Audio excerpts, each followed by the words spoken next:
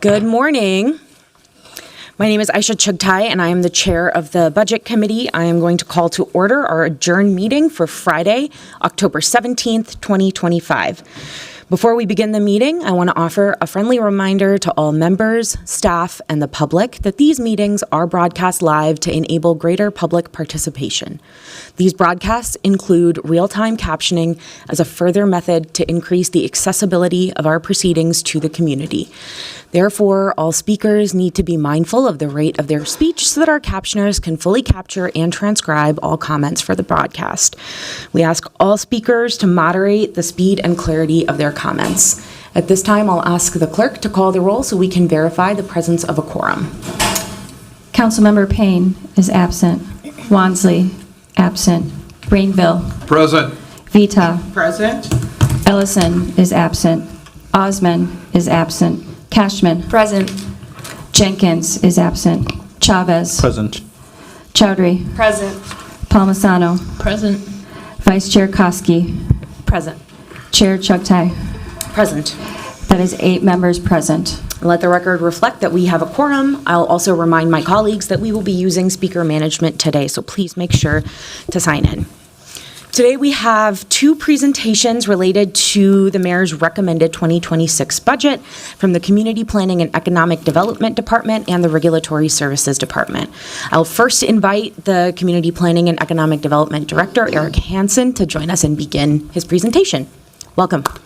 Thank you. Good morning, Madam Chair, members of the committee. I'm Eric Hansen. I'm the CPED Director, and I'm joined here today by our division directors, Alfred Port, Steve Poore, Meg McMahon, Karuna Mahajanan, and Julie Lynham. And together with our staff, we're proud to present the CPED's 2026 supplemental budget recommendations.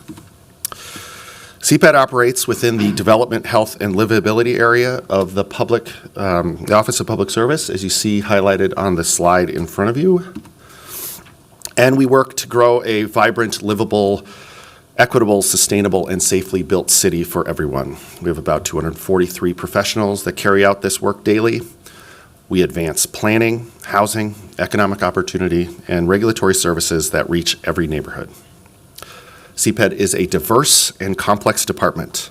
We serve people through the team you see on the slide, and we measure out our success through our impact, striving for an inclusive city where everybody can fully participate in the economy.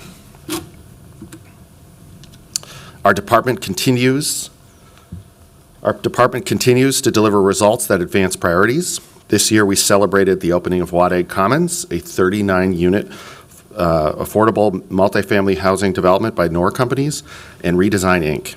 Wadeg Commons is an example of how CPED drives forward to increase opportunities for wealth creation, make sure we have more safe, stable, and affordable housing, and advancing a more inclusive economic future. People like Arlene Davis, who bought her house on the north side with city support in 1996, is continuing to reinvest in that home with a new kitchen, which was funded by a CPED program. Arlene has already raised her 4 children in this home, and with the updates she made, she is ensuring that she's retaining the wealth she has created in this home. Our achievements reflect CPED's broader impact for safe housing, real estate development, complete neighborhoods, and equitable access to living wage jobs across all 87 neighborhoods. CPED faces evolving challenges. We have a post-COVID economic economy, which have shifted in consumption patterns. We have uncertainty in federal funding and unexpected events like the one you see on the screen here. CPED still remains resilient and adaptive thanks to the skilled staff and our proving systems. CPED continues to be agile and resilient and is ready to meet the changing world because of the wisdom, skill, and tenacity of our talented staff at every level of the organization and the funding that drives our processes, programs, and investments. We track performance through measurable outcomes. Our CPED Impact Report is our annual report, which you can access by scanning the code on the screen. CPED operationalizes the city's strategic goals, plans, and directives to advance our primary objectives. We report on our work through Outcomes Minneapolis. This QR code will be at the last slide too, so if you miss it, we can catch it on the back. Here are our performance measures. CPED's impact serves as a department reporting to Outcomes Minneapolis. It measures progress in five key indicators: affordable housing, workforce development, small business growth, and equitable economic opportunity. We track disparities by race to ensure that our work closes, not reinforces, the historic gaps we see in our city. We understand that our system was developed with intention to benefit some over others, especially between race and class in Minneapolis. As the city's community development department, it is our responsibility and obligation to correct the harms of this system. Highlights from CPED include a historic level of affordable housing production with $90 million invested through the trust fund over the last 5 years, creating nearly 4,000 units, 450 adults advancing through workforce programs, and afterwards averaging about $23 an hour in wage, putting millions of dollars into Minneapolis' households, and a majority of our participants are BIPOC residents. Going further, I'll share 6 metrics that demonstrates our impact. First, you see this graph, which tells the story about who has been able to buy affordable homes constructed with CPED support. Through the Minneapolis Homes Program over the last 4 years, this program has funded homebuyer education, down payment assistance, and home repairs. Minneapolis has one of the largest homeownership disparities in the nation, and homeownership is the ticket to the middle class. Through Minneapolis Homes, we're expanding access to homeownership, critical to building generational wealth. Harrison Townhomes is an example. CPED invested $2.13 million to help families like Rika Barbers purchase an affordable home through a community land trust model. For Harrison Townhomes, CPED partnered with nonprofit entities City of Lakes Community Land Trust and Twin Cities Habitat for Humanity to keep costs lower for homeowners. Residents own their home, and the land trust retains the ownership of the land. This way, the price is more affordable for both Rika and whoever buys it from her in the future. Our second measure is youth workforce development. Over 2,000 youth participated in workforce programs, gaining paid experience and pathways to long-term careers. Our 2 main programs are WIOA and Step Up, which bring together Minneapolis young people who face barriers to employment with local employers through work readiness training, internships, which all build to equitable access to careers and lead to a diverse, skilled, and prepared workforce of the future. The data on the screen depicts the 800-plus participants in the WIOA program over the past 3 years. We see this partnership in action at Wildfire Cafe and Avivo, a community-based service provider in our WIOA program. Under this program, in-school and out-of-school youth get help with employment training, education, and wraparound services. People like Lee, who's pictured here, had left high school and was on house before participating in this program. But during it, during the program, she made 3 goals: to graduate from high school, to find a place to live, and to graduate from college. Today, she is a high school graduate, she has a place to live, and she's well on her way to graduating from college. CPED supports moving on to development. CPED supports our next generation of emerging developers with a strong focus on BIPOC entrepreneurs. Through our Developer Technical Assistance Program, or DTAP, we provided over 1,300 hours of support and guidance through both training and one-on-one assistance. Most of the people receiving these services are people of color. People like Jennifer Correa of Amani Construction. She shows mentorship and equitable access which shows that mentorship and equitable access can close the racial wealth gap. With more than 15 years in construction, she partnered with CPED about a decade ago through the Minneapolis Homes Program to rehab homes in North Minneapolis. Since then, her company has completed over 150 remodels and 18 new builds, creating both wealth and income for her company, but pathways to families to create wealth through homeownership. Today, Jennifer is one of our mentors in the Emerging Developer Program and counsels new DTAP participants, sharing her experience with others on how to succeed. We also have technical assistance for entrepreneurs. CPED supports people to start, sustain, and grow businesses within the city through the BTAP program, the Business Technical Assistance Program, where community-based organizations offer direct services for business planning, licensing, financing, marketing, and operations. BTAP helps build a stronger, more inclusive local economy.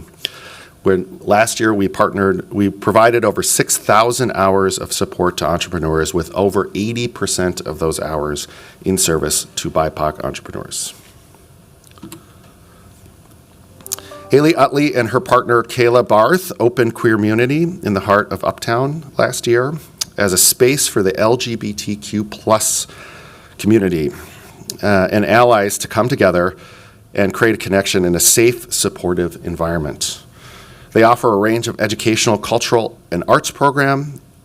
Queermunity fills a gap in the Twin Cities for community space for LGBTQ plus people. CPED supported this business through support for marketing and online presence through BTAP and a $75,000 2% loan program so they could renovate and buy their space. The fifth measure I'll talk about is past technical assistance. Technical assistance only goes so far for an entrepreneur, and a good idea is only a good idea if you don't have capital to execute it. CPED provides funding to entrepreneurs to act on those ideas through the Ownership and Opportunity Fund and the 2% loan program. Each program provides capital to either purchase real estate or equipment for their businesses. Since OOF, or the Ownership and Opportunity Fund, began in 2020, we've helped 27 businesses with $13.6 million to help them purchase their buildings. And on the screen, you see our 2% loan program investments from the last year. The city matches the private lender up to $75,000 for capital purchases, and in last year we invested $2.1 million to support 35 businesses in this program. Opening a year ago, Adigo Wellness is a BIPOC and women-owned business, and it's offering services like yoga, acupuncture, and Reiki in a community-based setting. Adigo's vision is that their providers reflect the diversity of the people they serve.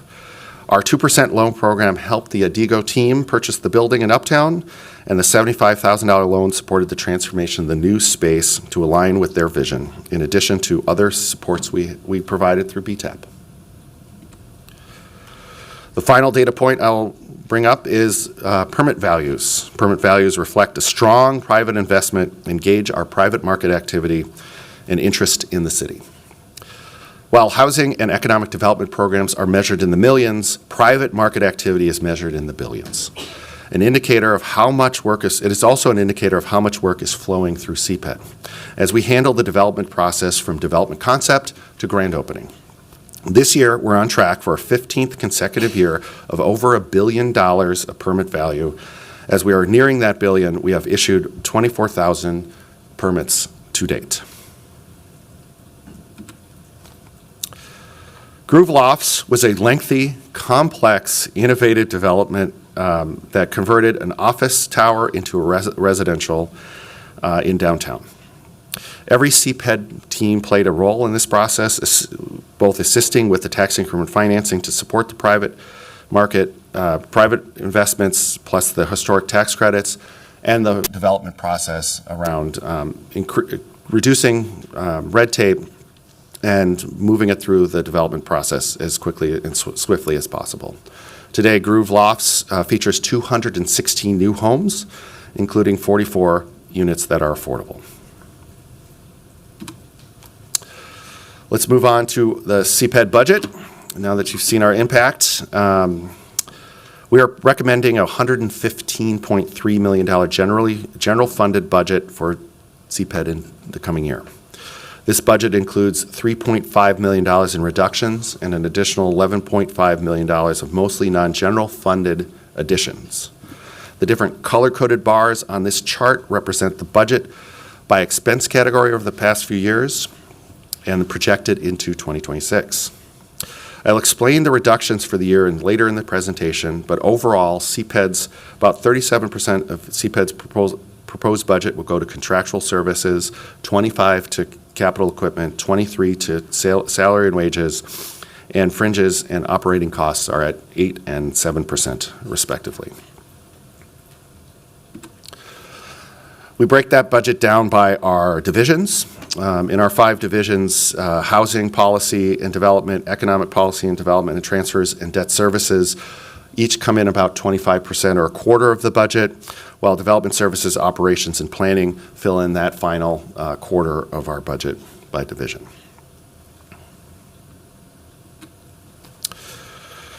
CPED currently has a vacancy rate of 7% with 18 open positions, and we are actively recruiting these open positions while also evaluating the vacancies to align staffing to the department's evolving needs. Recruitment remains challenging in certain roles due to salary competitiveness. Our directors are working with HR to address wage compression, exploring career laddering opportunities, and conducting a full market review competitive analysis of our unrepresented positions in 2026. We're also reviewing workflows for greater efficiencies. These efforts will likely lead to some restructuring in the coming years. The recommended 2026 budget reduces our FTE count from 243 to 238, with 191 of those those positions coming from the general fund, and 47 of those are in a special revenue fund. And this is a little note for CPED. Federal funding decisions are really important to CPED because of those FTEs, a part or all of about 67 of our positions have a federal source for funding. I will next walk you through program changes recommendations. First, I want to talk about our budgeting approach, give you a little context of how we made decisions. Our budget aligns with our mission and our core values. Our directors' core values of community impact, empowering staff, our agility, and being anti-racist. It prioritized maintaining essential housing and economic development strategies and outcomes. We look at staff development and operational resilience amid tighter resources. Guided by our 2025 work plan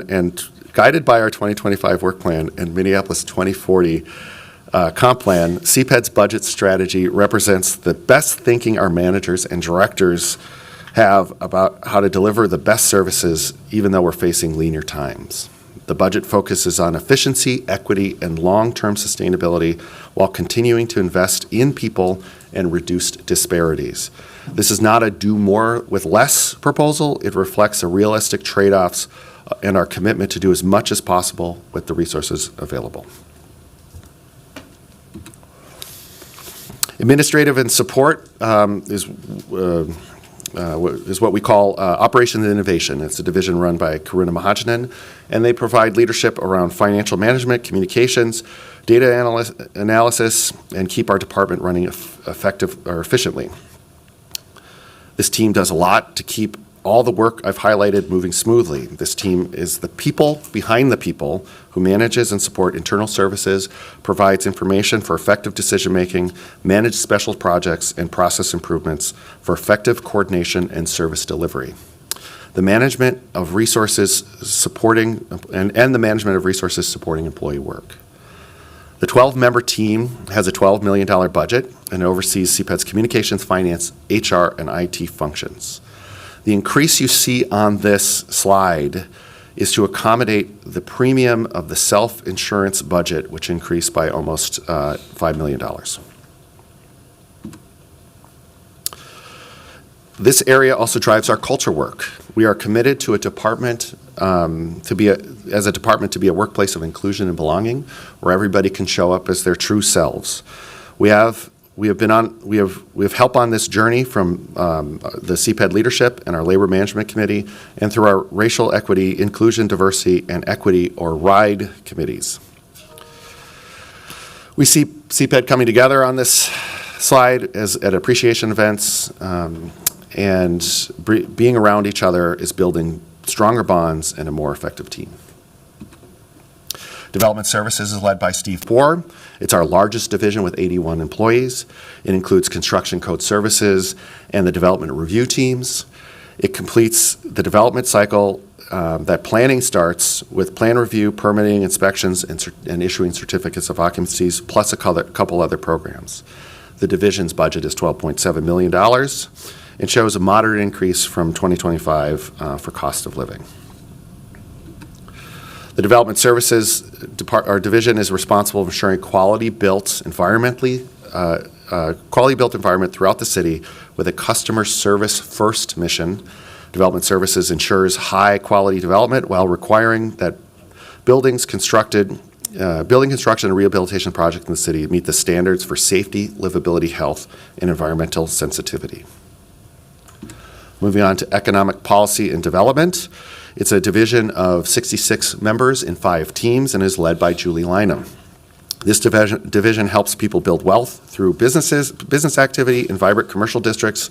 It manages and redevelops commercial real estate holdings, prepares people for work, and manages over 5,000 business licenses. The mayor's recommended budget of $26.2 million is a drop of $7.4 million from 25, which I will explain later in the presentation. This division has 5 teams: a small business team, business development, business licensing, employment training, and the Promise Zone. And they foster a healthy and sustainable, diverse Minneapolis economy, meeting the needs of BIPOC communities historically cut off from economic opportunity. Results matter for this division, and BIPOC people account for more than 70% of participation in all their programs. Housing Policy and Development team is led by our Housing Director, Alfred Port. They have 2 main areas of focus. Those are affordable housing rental and affordable housing ownership. And they create new and preserve existing affordable rental and ownership housing. We support low and moderate income households through education, down payment assistance, providing loans and grants to help existing homeowners, and through production. The division includes 37 people across 2 teams: residential finance and residential and real estate development. In 26, we are proposing 8 recommended changes, which including reductions and additions that net out to be $8.5 million. Since 2018, the city has significantly increased investment in housing and homelessness, investing over $400 million during this period. CPED continues to prioritize deeply affordable rental housing at 30% AMI, which equates to $39,700 in annual income for a family of 4. After revising the Affordable Housing Trust Fund scoring in 2024, 43% of our applications are meeting these targets, producing over 8 times more deeply affordable homes than between the period of 2011 to 2017. Minneapolis has one of the largest homeowner gaps in the country, and homeownership remains central to our goals. In 2024, 103 households became homeowners through the city programs. Since 2022, 123 have received critical home repairs, averaging about $47,000 a project, and about 70% of Minneapolis Homes participants and over half of the developers in that program are BIPOC or women-led, advancing equitable access to housing and wealth building. Our planning division is a division of 42 people, led by our planning director, Meg McMahon, and it supports residents and property owners to invest in the city, aligning with the 2040 plan and centered on equity and resilience. They have 5 staff teams, including code development, community planning, land use, design and preservation, zoning administration, policy, research, and outreach, or the PRO team. They manage, review, and enforce land use, zoning, preservation, and environmental review applications, and the public process that go with them. Planning is responsible for setting the vision for the city and starts the process to realize that vision. In 2026, planning's budget increased about $1 million in support of the base budget for Nicollet programming and the start of the 2050 comprehensive planning process. CPED continues to prioritize strategies that engage historically underrepresented communities while leading regulatory reforms tied to the 2040 comprehensive plan. We're ensuring Minneapolis grows as an equitable and sustainable, inclusive and resilient city. Debts and transfers is the exciting part of our budget that talks about a program that is administered for specific CPED financial resources, both with external partners and between CPED funds. This service is provided in partnership with our very capable development finance partners in the finance department, and it's recommended to put $27.4 million into the 26 budget to support obligated funding tools like our TIF districts. I will now go over the reductions, the additions, and the changes to the 2026 base budget. In 2026, CPED is proposing ongoing general fund targeted reductions totaling just over $3.5 million and a net decrease of 2 full-time equivalent positions.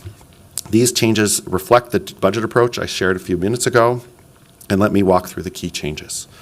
1, food and beverage operating costs. This is a modest reduction of $7,500 to achieve, that we'll achieve through internal cost efficiencies. 2, adult workforce tech hire program. This is a $500,000 reduction. This reflects changing labor dynamics and where the current program demand has declined due to an oversupply of trained candidates in the technology fields. 3, ownership and opportunity fund. This is a $500,000 reduction of the ongoing component, and I will talk about the one-time components in a second. The program retains an existing balance, and the additional one-time funding for 2026 and subsequent years will not be needed, and it's allowing it to continue to, it will still allow it to continue to support business ownership and wealth building opportunities without that allocation. And when we get to a point where we need more funding, we'll ask for one-time appropriations. Number 4, budgeted position reductions. These is about $210,000 in reductions from 2 positions. These reductions were selected to minimize disruption to existing operations and play a part in the broader reorganization efforts to improve efficiency. Number 5 is the East African Homeowner Education Program. It's a $95,000 reduction, and we know that the participants can continue to access homebuyer education and services through the broader Minneapolis Homes program. Number 6 is a senior housing code abatement program. This is an $810,000 reduction. This service would then be consolidated into our existing Minneapolis Homes rehabilitations activities so that seniors will still continue to have the opportunity to access support for property maintenance. Number 7 is emergency housing voucher program. This reduction is $1.4 million. This reduction of $1.4 million is effectively a shift to the Stable Homes, Stable Schools program, which I'll elaborate on the next slide. This change is one of the most difficult for us to evaluate as we compare CPED's focus and success on housing stability, ownership, and production against the need for rental supports. While the proposed move puts us into Stable Homes, Stable Schools, we acknowledge the scope of housing instability and needs for support are large in the city. We also acknowledge that the sources of funding from other levels of government, like Hennepin County, who continue to lead. There are other sources, like other governments like Hennepin County, who will continue to lead on direct cash-based housing assistance. Next slide is about the additions. Most of these additions are in special revenue funds that I will explain. In addition to the reductions, we are looking at about $11.5 million in general fund and special revenue sources, and those break down this way. Number 1, Stable Homes, Stable Schools. As mentioned on the last slide, the appropriation shift from emergency housing vouchers to this program will support over 260 families that are participating in the Minneapolis Public Schools that have about 770 children within their households. This is a collaboration between the city, the school district, the Minneapolis Public Housing Authority, Hennepin County, YMCA of the North, the Polad Family Foundation, and it helps prevent homelessness and keep students in their schools and communities. Stable homes, stable schools will experience a fiscal cliff in Q2 of next year without additional funds, and we provided, which is information we provided to the City Council in September. About this program, and we have conducted briefings with about half of you. Staff will be back in front of the City Council in November with a separate action to move other funding to stabilize stable homes and stable schools. Number 2 is Affordable Housing Trust Fund. This is a one-time local affordable housing aid, or LAHA allocation. As you remember, that's a sales tax that comes for housing uses. This allocation of $7.35 million will sustain city's most critical housing production tool in the trust fund. The investment supports the creation and preservation of affordable housing, rental, and other dedicated funding sources, such as TIF set-asides, which have begun to decline. Number 3 is Minneapolis Homes. It's a one-time LAHA allocation of just over $1 million to continue to expand homeownership opportunities for first-generation and low-income buyers. Number 4 is the emergency shelter response. This is another one-time LAHA investment of $1 million to provide support to the city's joint powers agreement with the Hennepin County. The lead coordinator of the coordinated entry system, who administers all our outreach, essential services, shelter operations, and rapid rehousing programs. Number 5 is a one-time use of the Downtown Assets Fund in the amount of $240,000 for property maintenance at the Cole Center, which then will allow us to continue to proper stewardship of this facility while we continue to work out an operating contract with the next operator, Arts Nest. Number 6 is the People's Way Property Management. This is a one-time general fund addition of $100,000 to support the maintenance of the People's Way as the city continues through the community engagement and planning for its future. And the final one on this slide is the Development Technical Assistance Program, and it's a one-time general fund investment of $350,000 to keep this impactful program moving. I want to remind you of the approved base budget items for 2026. I'll go through that. It's about $4.32 million in investments in housing, economic development, workforce training. As I said, we are proposing cutting the ongoing appropriation for ownership and opportunity fund, as we have a $2 million one-time allocation in 26, and that should get us to the next budget cycle and through the process. Number 2 is an ongoing allocation of $850,000 to support small business growth in the Business District Support Program and the Facade Program under Great Streets. Number 3 is a youth workforce program, ongoing investments of just over $500,000 to continue support for our youth employment pathways, ones that I've just described. Number 4 is the start of the 2050 comp planning process, a $300,000 investment into that plan so that we can ensure that we'll have the plan written and approved and in place by January 1, 2030, which is just around the corner. Number 5 is the Business Technical Assistance Program. This is an ongoing investment of $200,000 to continue that program. And number 6 is Nicollet Programming. It's an ongoing allocation of $400,000 to provide resources and programming for activation and management of Nicollet Mall to help maintain its role as a vibrant and welcoming public space in the heart of downtown. Now, I've come to the end of this presentation.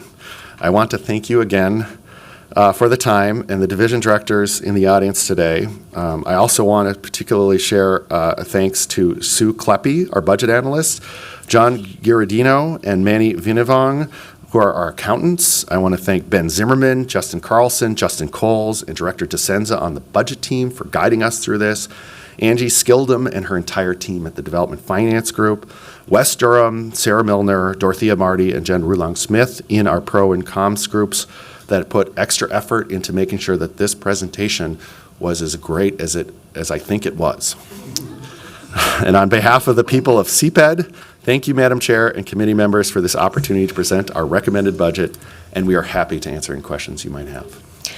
Director Hansen, thank you for your robust presentation. I will first note that we have been joined in this committee by Council members Wansley, Jenkins, and Council President Payne. I don't think I missed anybody, right? No, he was here at the beginning.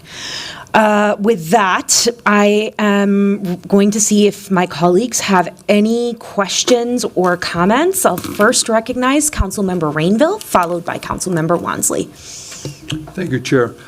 Thank you, Director Hansen, and to all your staff that's here today, but I just want to let you know, I really enjoy working with all your staff. They return my calls, they're available for meetings, they go out into community with me, so that's very important to me, and I appreciate that. I do have one question. You had mentioned the Affordable Housing Trust was going to get a $7 million increase from, you call it a special tax. Is that new statewide tax or state-imposed tax? Yeah. Madam Chair, Councilmember Rainville, yes, sir. That's the local sales tax that we can use for housing uses.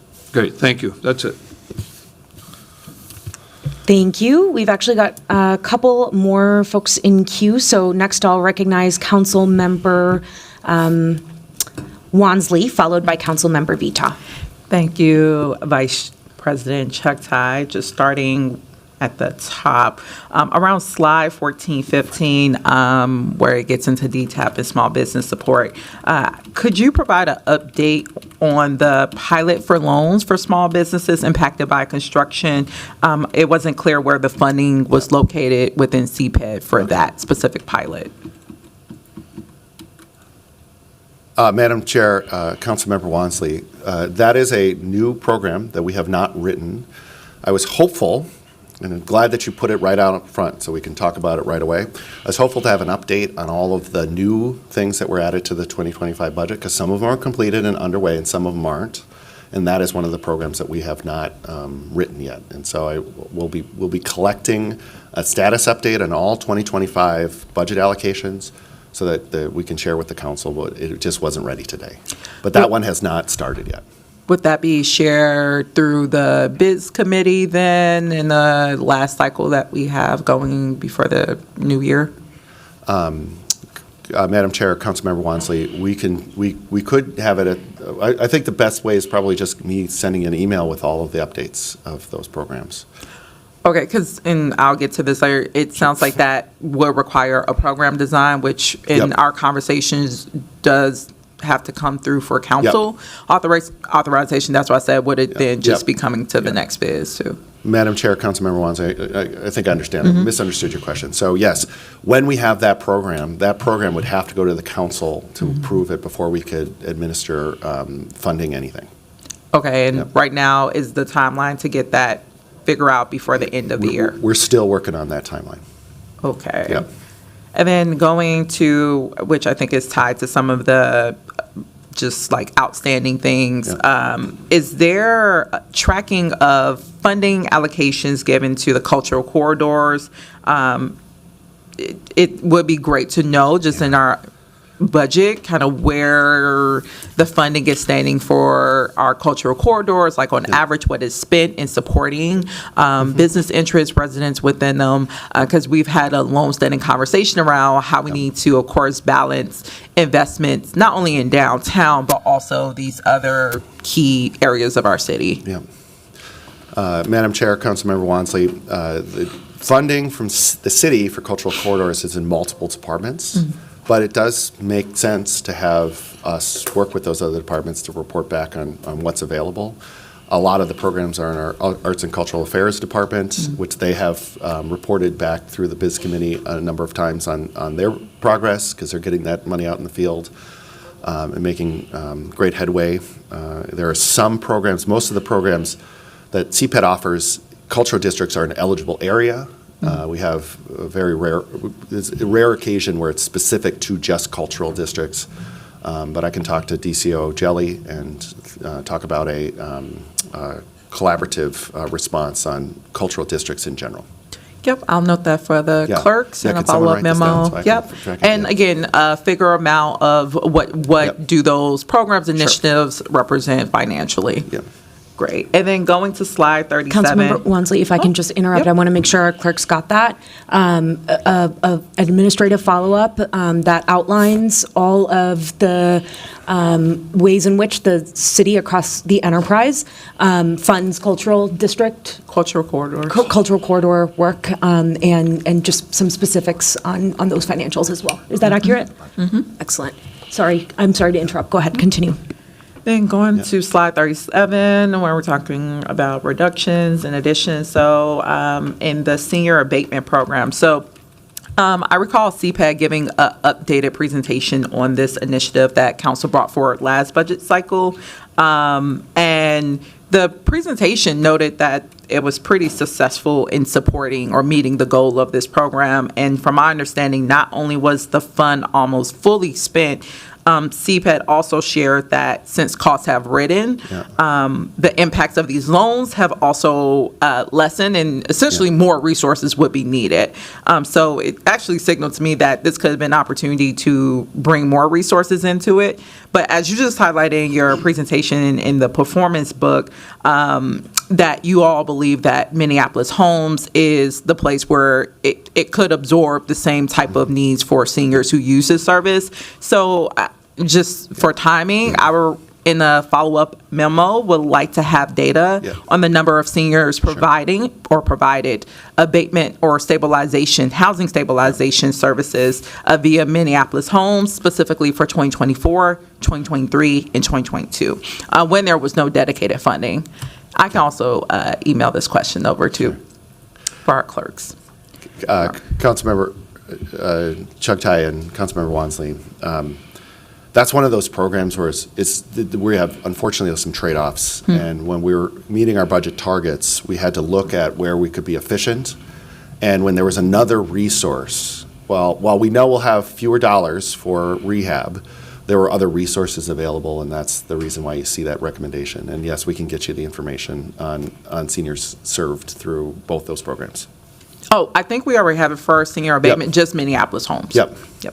And then going to slide 38 again with the emergency housing shelter, I wanted to get clarity on how CPAD was envisioning how to spend this recommended appropriation. For example, will this pot of money be divvied out to shelters that you're currently partnership with the county on, or will there be a RFP process for organizations to come in and bid for that $1 million? So just want more clarity around that. Madam Chair, Councilmember Wansley, on your question about the JPA, the Joint Powers Agreement we have with Hennepin County, that's where we would allocate the money to. Okay. And I'm gonna make a churn to my housing director about a potential question to answer about the RFP. Good morning, everyone. Alfred Port, Housing Director at CPAD. Through the chair, Councilmember Wansley, the dollars will be contracted through a joint powers agreement with Hennepin County. In collaboration with Hennepin County, it's my understanding that with a $1 million award, they're envisioning that these resources will support the extension of winter warming shelter beds through 2026, and we're anticipating about 150 beds will be available during that time period. How they are going to identify the selection of those shelters, it would follow their process, and we'll engage with them in that vein. Okay, Thanks. so again, it's just going directly to the county through that joint powers agreement, not an RFP process on our side. Okay. That is correct, and I would add that, like the previous conversation around program design, we will come back to the biz committee with the program guidelines and authorization to seek the contracting with the county on the JPA. Okay, great. And then going to stable homes, stable schools. You already know that about half of my colleagues have received briefings on this. I'm one of the colleagues who did. So I do have a couple of follow-up questions just for the public record. I believe we've already, or my office shared this with you, but of course, we've received a number of questions from the public regarding the description of this change item on the budget book, specifically asking asking my office how stable home, stable schools serves the same populations as individuals who would be eligible for the emergency housing vouchers program.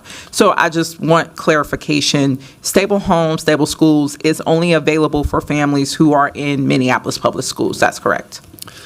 Madam Chair, Councilmember Wansley, Stable Home, Stable Schools is available to about 95% of the families that have elementary students in the Minneapolis Public School system.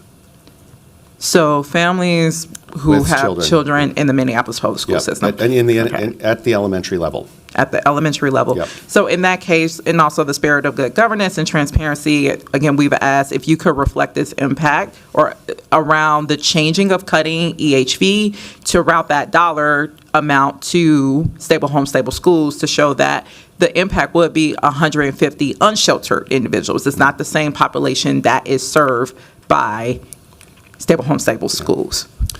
Madam Chair, Councilmember Wansley, it's safe to assume that majority of the people that would be on the emergency housing vouchers would not be eligible for stable home, stable schools because Hennepin County has anybody with kids that are homeless get housed immediately.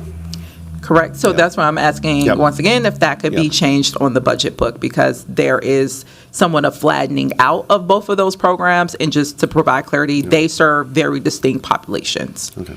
I'll take a look at what it says. And we'll share some recommended language. Okay. Director Hansen, also, you share with the council over email updates that there is around a $3.2 million fiscal cliff for stable home, stable schools. And when the Fry administration expanded this program back in 2023, I believe you all were aware that there was going to be a need for ongoing dollars to sustain this program. I'm curious to know, what were your plans for long-term stability of this program since my amendment was just passed, and I'm talking about emergency housing vouchers. That just got approved in December, so I imagine prior to that even being on the table, let's say in a world where we did not bring that forward, you had considered other options to fill that gap and would like to know what those other proposals you all were looking at. Chair Chugtai, Councilmember Wansley, yes, this is another, as I said in my remarks, this is one of the other challenging parts because we know that there's need exceeds the resources that we have. At the budget markup last year, we had a conversation back and forth about stable home, stable schools, where I was, I think, unsatisfactorily in answering your questions about the pending fiscal cliff. We did not know about the timing of that exactly when we did the last year's budget. We have since learned it's Q2 of '26 through our analysis this summer. The partners have been working on fundraising, but it has taken a little bit of time to ramp up. And we are working on a full budgeting because the component you see from the city staff is about long-range affordable housing vouchers and not the short-run program. And we have been asked by a few council members what the full budgeting is. So even in the email that I sent to you in September, that talks about that where you get the $3.2 million. That's on the city-funded side. We have gotten some information late this week. We are aggregating that into something that is understandable for most people, and we will be getting that out to find out who is also funded, because we have to have that question. Who is in on Stable Home, Stable Schools within the partnership? Because the city of Minneapolis is one of the biggest funders of the program, and so at some point in time, we'll see if there's opportunities for others to step up. And so that analysis was ongoing, and then it kind of hit us. So it's not an advantageous position to be in, and we're just trying to be as transparent as we can. And just going back to the timing, can you share a bit more around when did you all learn of the approximate budget shortfall? It sounds like you didn't have that information by December of last year, so when did that come about? Okay. Councilmember Chugtai, Councilmember Wansley have been pulled for my housing director. Through the chair, Councilmember Wansley, the Stable Home, Stable Schools program had an expansion, I believe, in 2023. And 2024 was the first full year of the implementation of that expansion. In January of this year, we received the last invoicing from Minneapolis Public Housing Authority. That invoice positioned us to understand what the total cost of this expansion would be. So we knew that there would have been a fiscal cliff. We did not know at what point that fiscal cliff was going to hit. So when we presented the budget last year, we weren't in a position to say that a fiscal cliff would have hit in mid-year 2026. We still had some reserves in the Stable Home, Stable Schools budget, and we were comfortable that it would support our program operations in 2025, therefore allowing us to have these conversations for the 2026 budget. So we knew that there was going to be a fiscal cliff. With the expansion, we did not know what that number was. After we were able to evaluate those numbers based on the results from the invoices that we received from Minneapolis Public Housing Authority, we're now positioned to understand that the fiscal cliff is going to hit around mid-year of 2026. And I should add that there are ongoing conversations with the collaborates or with the other members about trying to identify a strategy to ensure that this program is sustainable. And again, just with timelining of things, with the reserves question where you felt pretty confident that that could cover 2025. I'm trying to recall in the email that you sent, you all had to pause referrals this summer, correct? Yes, we're pausing referrals this summer because were we to add new families, the resources in 2026, if we weren't able to cover that, then we'll be putting those new families in a position where we may not be able to follow up with our commitment. So that was the decision that was made to cause the pause. So the reserves that were, I don't know how much you were intending for 2025, it seemed it did not take into account that a need to pause mid-year then. The reserves were sufficient enough to carry us through 2025. We even as we stand today, there's about $300,000 that's going to be or thereabouts that's going to be available that could go towards supporting the 2026 efforts. But even with that, there is still the resources coming in and the expenses are not matching. And maybe it's the framing of the question. So the reserves, had you not paused the referrals of bringing on new families, would the reserves cover all of 2025? Yes. Okay, so what was the point of pausing once again? Because we have sufficient resources to go through 2025, were we to add one new family or 5 new families, the commitment is for 4 years. So if those additional families were added, come 2026, we would not have sufficient resources or 2027 to continue to support those families and would put us in a position where that commitment we wouldn't be able to live up to that commitment. So the decision was made by all of the members of the collaboration to pause. And so the reserves is to support basically the existing families. And right now the proposal for EHV is to just support existing families, not bring on new.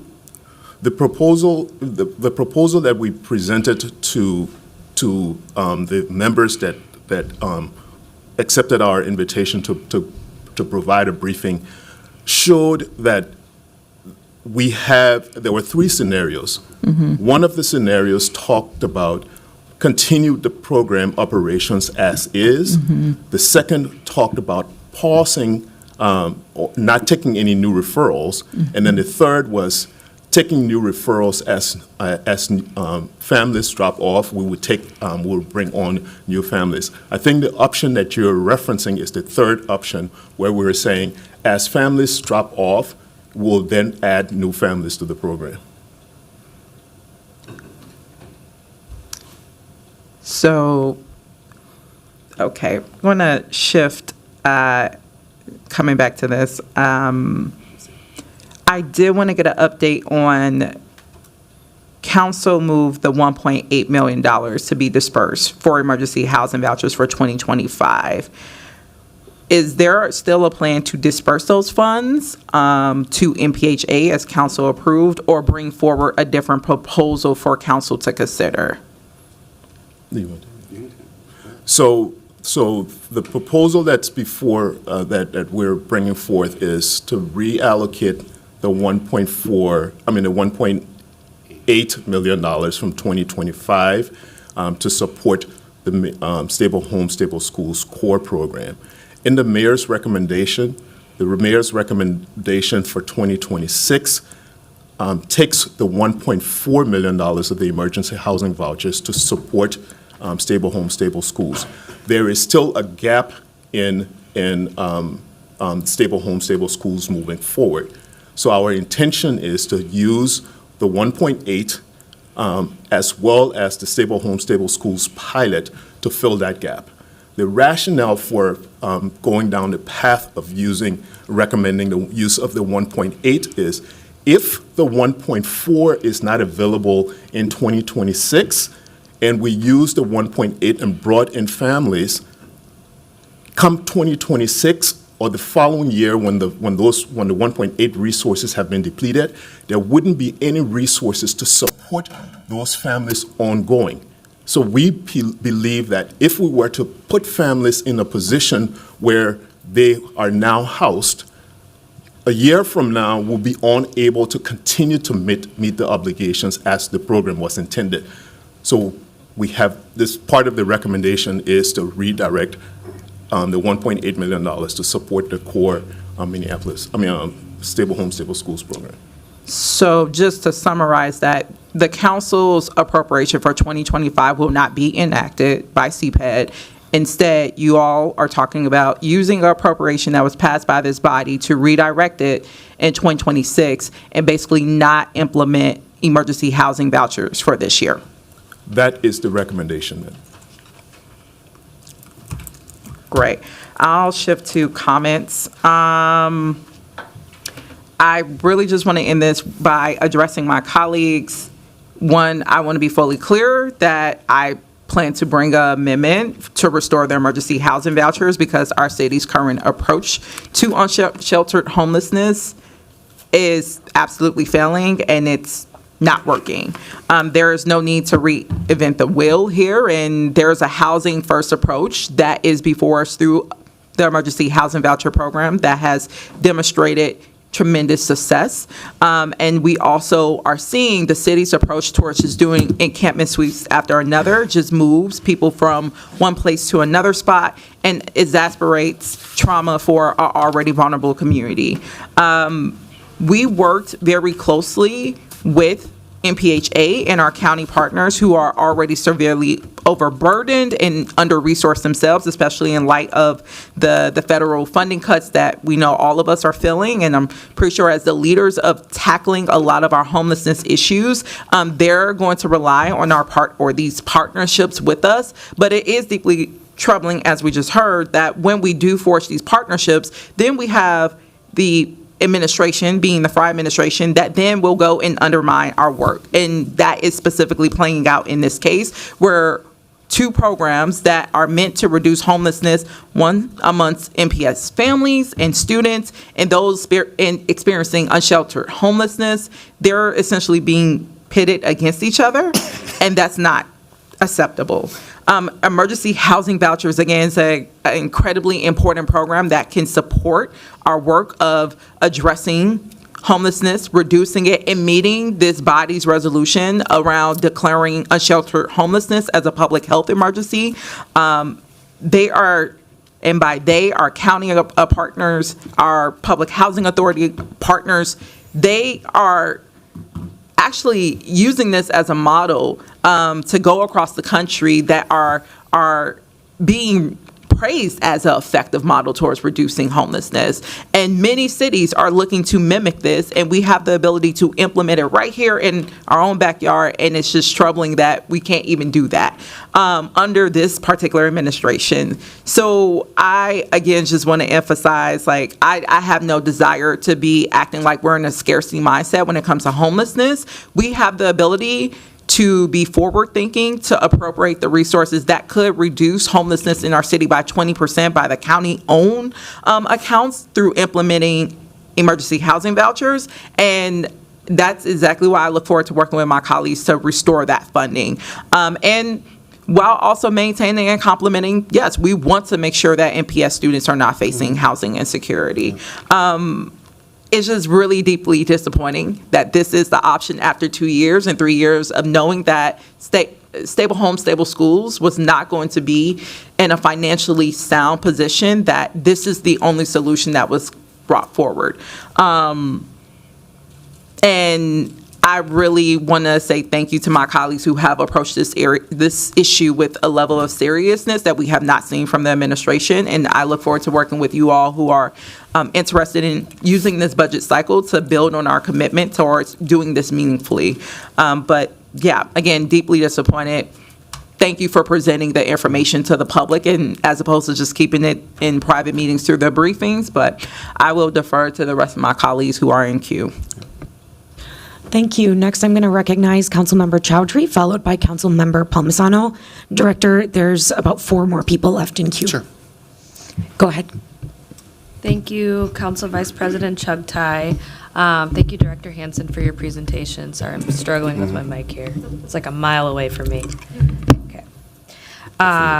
Yeah, really appreciate just presenting on like the work of CPED. It's a very, very highly active department that gets a lot of stuff done, and it's been a privilege to serve on the Business, Housing, and Zoning Committee to kind of see the work in person, and have appreciated all of the leaders that you have on your team that have shepherded us through this last year. I will just kind of jump into some of my questions right away. So I had some questions about the shelter funding that LAHA is being used for. I just kind of wanted to get an understanding on how did we land at 1 million of that funding going there? Why is 1 million the number?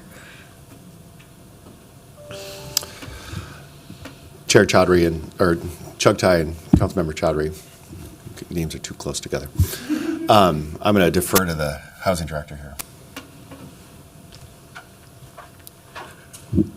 Good morning. Through the chair, Councilmember Chowdhury, the $1 million number was arrived at through conversations with our colleagues at Hennepin County.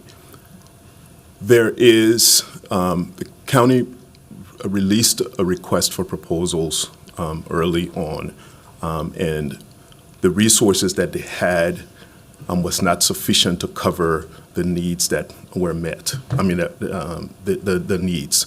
So as a result of that, they believe that where they're to be provided $1 million, those resources could be used to support the efforts through creating new beds or extending the availability of beds through 2026. So that's the rationale that was the basis for the $1 million.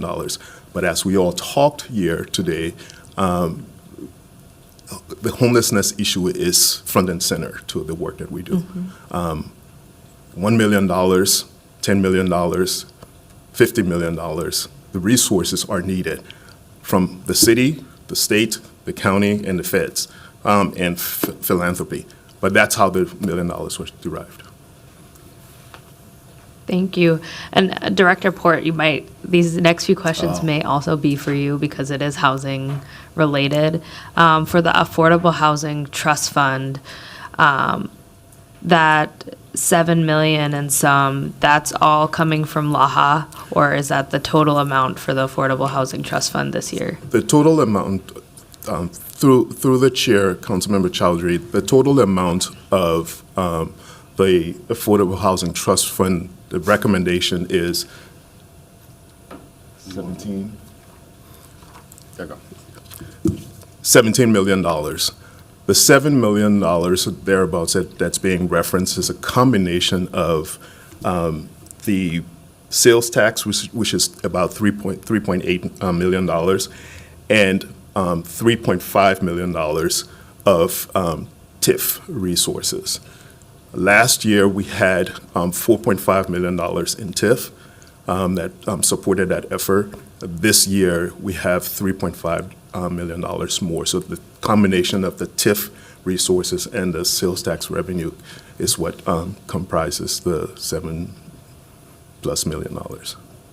Okay. But the total budget for the trust fund is going to be $17 million for 2026, or what we're recommending. Got it. And then how much of the Affordable Housing Trust Fund this last year, financial year, did we spend as a city? Through the chair, Councilmember Chowdhury, the 2025 awards have not yet been brought forward. Staff is finalizing the reports with a recommendation to BIS sometime in November. Okay. Do you remember how much it was for the year of 2024? 2024 was $17.5 million. And I believe we have allocated all, if not most of them. And the plan is during the course of the year, excuse me, projects that may need some additional dollars could come through a pipeline process outside of the RFP process, and those resources would be used to support that effort. Okay, great. I'm gonna follow up with some more questions to you over email just directly about Affordable Housing Trust Fund. Just going back to the LAHA for shelter, that $1 million, is that going to be used for shelter operation funding through the county? So the actual operational dollars? Through the chair, Councilmember Chowdhury, the resources are being used to help with making additional beds available, especially during the winter season. So those cold, wet weather days where those shelters will extend their hours, the purpose of that would be to make those beds available for families. Could you help me kind of understand how the process goes from the city putting in $1 million and what the county process will look like? I heard you mentioned an RFP. Through the chair, Councilmember Chowdhury, as is customary with all joint powers agreements with the county, we enter into that relationship talking about outcomes. And we transfer those resources to the county, and the county implements their process for this election. I'm almost certain that for resources such as these, they go through a rigorous request for proposals process. So I'm going to defer to them on the approach that will be employed. Yeah. At this point, we have not gotten the details on the formulation of that. The approach that will be employed is once this $1 million is approved, or if this $1 million is approved, we'll continue to engage with them and talk about the process. And when we bring forward the recommendation, those details will be included in there. Okay, thank you. I appreciate it. I'm gonna just kindly maybe request that us as a city work with the county to maybe get a better understanding of how they're planning on using the $1 million. Because it is a significant amount of our LAHA contribution, and and I feel a little bit uncomfortable kind of not understanding what their planned process is and how it plays into the larger picture of what they're planning on doing, especially with the $13 million fiscal cliff, and then also just the cascading amount of fiscal cliffs a lot of the nonprofit service providers that do shelter in the county are facing. And I also want to kind of understand like how they landed on 1 million on their end and what they're putting together. So if there's a way to get a memo from them so they can kind of articulate more to the city what the process looks like after we hand them 1 million of our LAHA. Sure, thanks. Great, thank you so much. My last question, I believe, is going to be for Director Hansen. Fantastic. I also kind of wanted to swing back around and talk about the budget allocation that was made last year by me and Council Vice President Chug Tai on the hardship forgivable loan funding for businesses on construction. So I hear from you that it has not been written yet. Could you kind of walk us through Sure. on the why and like what processes CPED has been going through? Because would love to see this funding go out. For me personally, I know a part of it was allocated towards Lake Street, and I know Hennepin, of course, but on Lake Street in specific, I represent a part of Lake Street, the furthest eastern portion of it, that over the last 5 years has never gotten PPP funding, did not get the Lake Street Lift funding.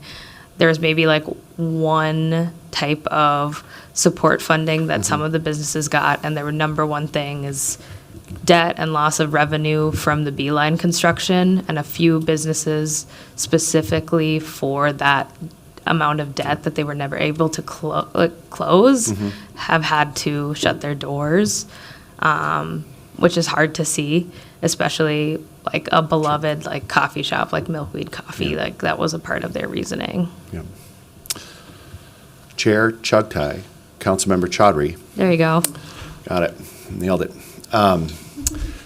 Yeah, so the way we look at these programs is this was especially things that are added to during the markup process, is we kind of put them into a queue.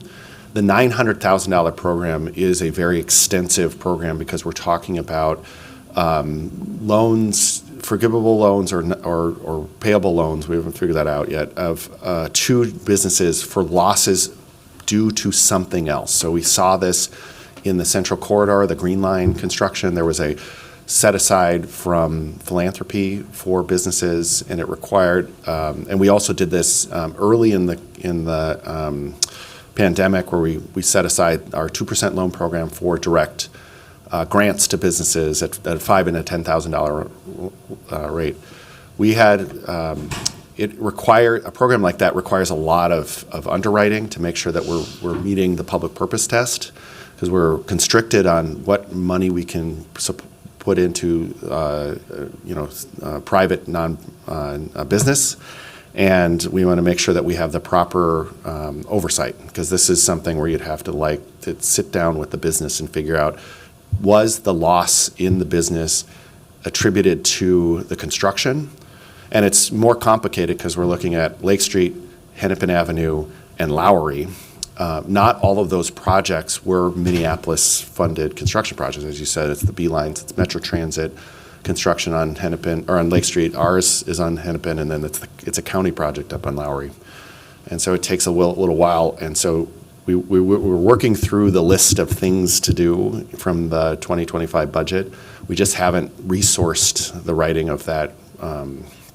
We've done some preliminary analysis, but we just haven't resourced writing that program yet. And I know it takes a while. I like to tell the council, new programs take about 6 to 9 months, and I appreciate we're in the 10th month of the year. This one's taken a little bit longer because of the volume of things that we have. And then I want to make a shameless plug that those businesses on Lake Street are eligible for the 2% loan program and the Ownership and Opportunity Fund. If PPP and all those other programs that were from other organizations, they can get resources from us. In fact, I do believe we have an Ownership and Opportunity Fund award on that east part of Lake Street, but that's also available if people are watching and wondering if there are resources available. But today, those 2 programs are open. Okay. Yep. Yeah, I think especially if there is any budget amendments this year, one thing that would be helpful for me is just some proactive communication about what's going on.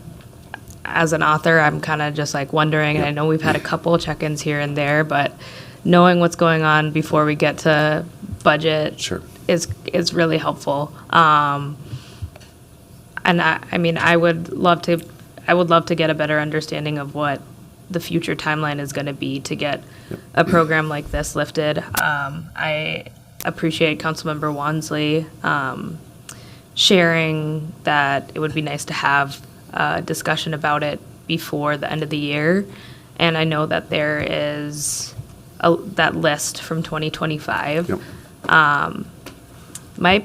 My personal preference is, I think, since we are already at the point of like looking into our next budget year and making decisions about our priorities for next year, and then also closing out this calendar year as a council, that we do end up talking about it in biz over email, maybe even both. I think a little bit more communication on that would be really helpful.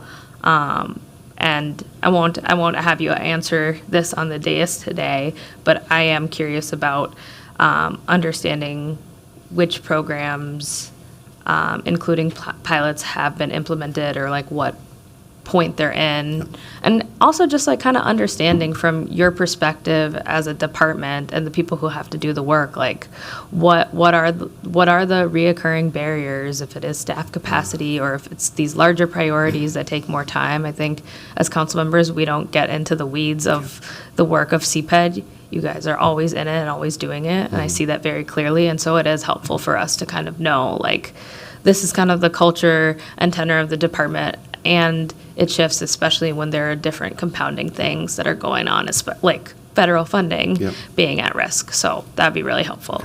That's all my questions for now. Thank you so much, Director. Thank you. Next, I'll recognize Councilmember Palmisano, followed by Council President Payne. Thank you for this presentation. Before I begin, I want to say thank you to your department for helping me navigate a really difficult situation earlier this year when a water main pipe broke at 50th and Penn and flooded a small commercial node. Development Services, the small business team, yes, partnering with Public Works, but others offered on-the-ground presence, comfort, advice. You were showing up to help me and the property owner, the business owners, the apartment owners, or the apartment residents. Everybody jumped in into a serious emergency, frankly, and helped me navigate a complex process. So I just want to thank your team for their dedicated work. In terms of your presentation, I can see you had some tough decisions regarding your recommendations for reductions in your budget. And per the spotlights on residents and business owners, congratulations. You deal with some highly technical and complicated funding arrangements, and you leverage them all for the best outcome. And like Councilmember Chowdhury said, I think some of the funding streams might be shifting or in jeopardy, and yet you change the lives and generational opportunities for our residents, and that's what we want you to do. A lot of your work is actually done behind the scenes, and we don't see that until something comes before us at council. But your outward-facing employees and development services work directly with our residents. Those jobs aren't easy, but they really ensure the safety and livability of our housing stock. I'd actually like to commend you for making tough choices on the reduction and elimination of some programs. It's not easy, but it's exactly what we asked staff to do. Identify programs that were underutilized, underperforming, duplicative, or could be serviced by other kinds of programming. Of course, we'd like to keep everything, but reductions like this are going to allow us to lessen the property tax burden and still provide the needed services for our residents. So I was pleased to see that. From my perspective, it's a little scary to move the Ownership Opportunity Fund to all one-time funding, but it's already funded for 2026, and I have faith in us as a body overseeing the budget that will meet your needs. Can you give us a sense of where are you at with funding right now? Like, do you have a surplus or a deficit? Do you feel like you have the resources to meet expected demand in the Ownership Opportunity Fund? Chair Chugtai, Councilmember Palmisano, you're welcome for responding. That's the picture of the business that was impacted. I also want to thank the Public Works Department and Police Department. It was a collaborative effort to make sure we addressed the risks in the emergency. And on your question about Ownership and Opportunity Fund, yeah, it was a tough choice. It was a tough choice. That is an ongoing revenue source for that program. We're very detailed about how we make decisions, so we're making good choices about using this public fund for a program that most cities don't use. They don't have a equity building, a forgivable loan program with no payments, and so we realize how important it is to make really sound choices. I'll have to give you the balance of, I thought I had them in my notes, but I have to get you the balance of that fund. But we think with the $2 million allocation that's already in the approved 26 budget, we will be able to get down the road and still be able to service the people that come through the pipeline as effectively as we have done since we started this program in 2020. And then it'll be a conversation, through the mayor's budget process, probably for the next biennium. Okay, thank you. If you don't mind, Councilmember, can I just quick interrupt to make sure our clerks grab that as follow-up to get the body, the balance of the them ownership nodding. opportunity? Yeah. We'll give you a full breakdown. I got a chart. A question about the FTE reduction in the development review team. Can you tell us how you expect that's going to impact service to residents? Councilmember Palmisano, can you repeat your question? I missed it. I think there's a reduction, small one, in the development review team in terms of FTE counts. And so I'm just curious how you think that's going to impact residents that are seeking development review. Because sometimes I think we all probably get people trying to stoke the process further along, and they're finding barriers. Some of them are their own. We're waiting for something from the applicant, but I don't see your development review team sitting around waiting for the next project. So, Chair Chugtai, Councilmember Palmisano, I do appreciate also the kind words about the Development Services Division. I will say they are the consummate professionals, either through our MDR team, which is the face, the public customer face coming into the door, our plan review team that is making sure all of those things are. All the plans are drawn so that building, when you build it, doesn't fall over. And then our construction code services that make sure that you built what you built. And every time I'm in front of them or around them, I'm amazed by not only the understanding they have of their trade and their craft, but about the city in general. I always learn something more about the city because they're out there all the time. With respect to this loss, we have to be more efficient about getting those things through. I mentioned that we are doing process and evaluation of our processes across the department, and every time, as we look at that, we're in a little bit of a lull in production. So I talked about the tens of thousands of business permits. I think it's like 27,000 so far this year. Last year we had 44. So we're a little bit low because we're in a downward market trend. We're still getting the value in those permits, but we're not getting the volume of permits.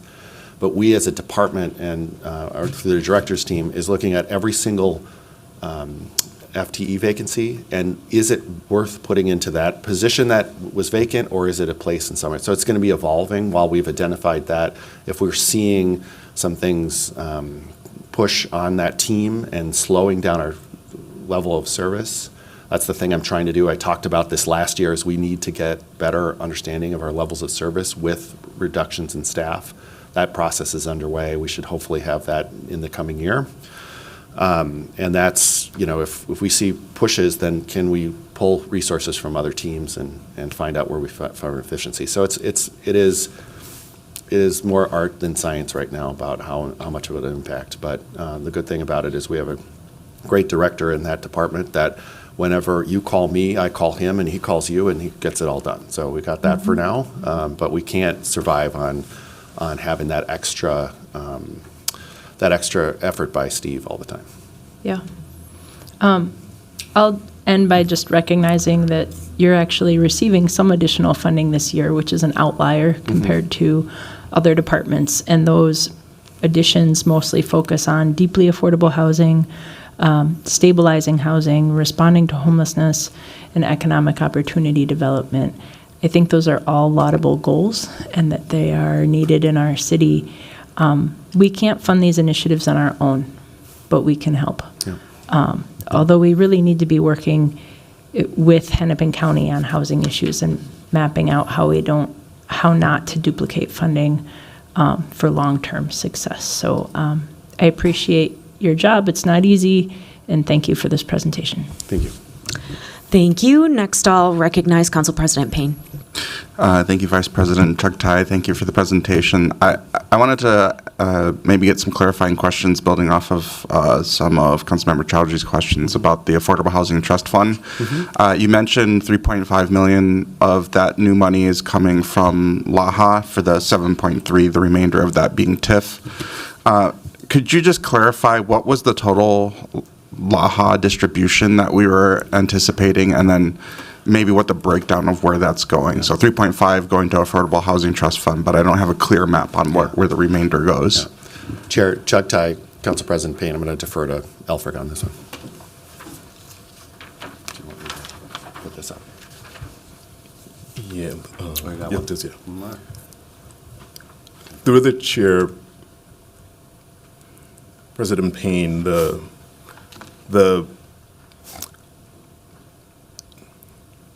the LAHA was approved, there was $3.2 million, $3.3 million that we received in 2024. But the intent was, the decision that was made at the time was we would use those resources as part of the budget process for 2024. So that $3.3 million, coupled with what we are anticipating in 2025 of $8.6 million, gets us to about $11.8 million. What we are doing is using about $6 million of that in this budget recommendation, and it's made up of $3.5 million to the trust fund, $1.3 million to Minneapolis Homes, the 2026, I'm looking at the 2025. In 2026, it's $3.85 million to the trust fund, a little over $1 million to Minneapolis Homes, and $1 million to the shelter response, for a total of $5.8 million. The goal then would be what we receive this year would go to support the next year's budget. So that's the frame that we're projecting. So the total distribution we're anticipating in 2025 is 8.6. That is correct. And what's the distribution timeline of that? So we are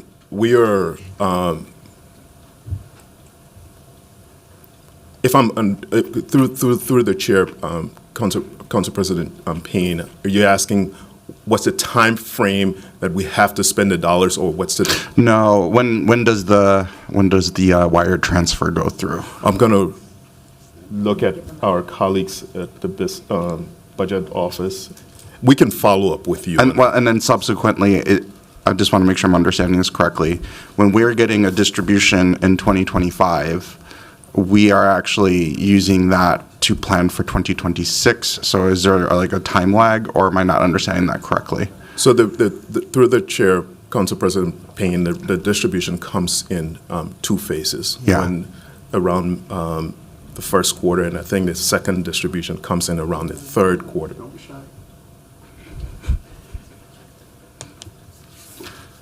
we want to get you the right information. Yeah. I'll ask you to first introduce yourself. Hi there. I'm Ben Zimmerman. I'm a principal budget analyst. Council President Payne, there's a certification for the current year's receipt of LAHA funds, which I believe is in July, June or July. And then there are 2 distributions. And again, I believe that's one in the summertime and then one that comes in through December. To clarify if that's what you're seeking. Yeah. When was the certification? I don't have an exact date, but I believe it was late July. I can confirm that. Thank you. Yeah. Specifics are less critical. I'm just trying to understand broad timing as it relates to our budget cycle. Yeah, I think that's it. Okay. Yeah. And let's just note that for administrative follow-up, Yeah. just some clarity on We'll give you- LAHA. Okay. Council Member Chavez. Thank you, Chair Chuck Tai. I just went on Hennepin County's homeless shelter bed availability link online, and I just wanted to read out loud the shelter capacity this week. So on October 13th, there were only 2 shelter beds available at 10 p.m. at night. On Tuesday, October 14th, there was 0. On Wednesday, there was 0, and we don't have data on yesterday's. And the reason I am bringing that up is because we need to be taking the cuts to programs meant to address unsheltered homelessness very seriously. The cutting of the emergency housing voucher program is something that we need to restore because it's something that we did at the last council budget process last year. I'm very disappointed that the mayor decided to not prioritize efforts to reduce unsheltered homelessness by cutting this from the budget and have yet to fully implement this implement this program. And I hope that we as a body figure out a way to restore it, which is why I was thankful for Councilmember Wansley's efforts last year to do this work, and then efforts today on the day saying that she's going to help figure out how we as a body can restore these cuts. And this work helps reduce shelter capacity because at the end of the day, helping house more people helps prevent homelessness, helps prevent people from being on the street, and especially at a time when there is a lack of shelter capacity every night. So I just wanted to make those comments. Thank you. I want to, it's been quite a while since you've been presenting and answering questions. Thank you for your patience. I am last in queue, just have a couple questions for you. I think this first one can be an administrative follow-up if there isn't someone who is here that can speak to it. But I just am wondering if someone can speak to People's Way management. There's an addition of $100,000 in this year's budget. It was a change item last year as well for the same amount. So I'm just wondering if someone can speak to, like, what are the functions that that these resources are meant to be actually doing, and then did we end up using all 100,000 in 2025?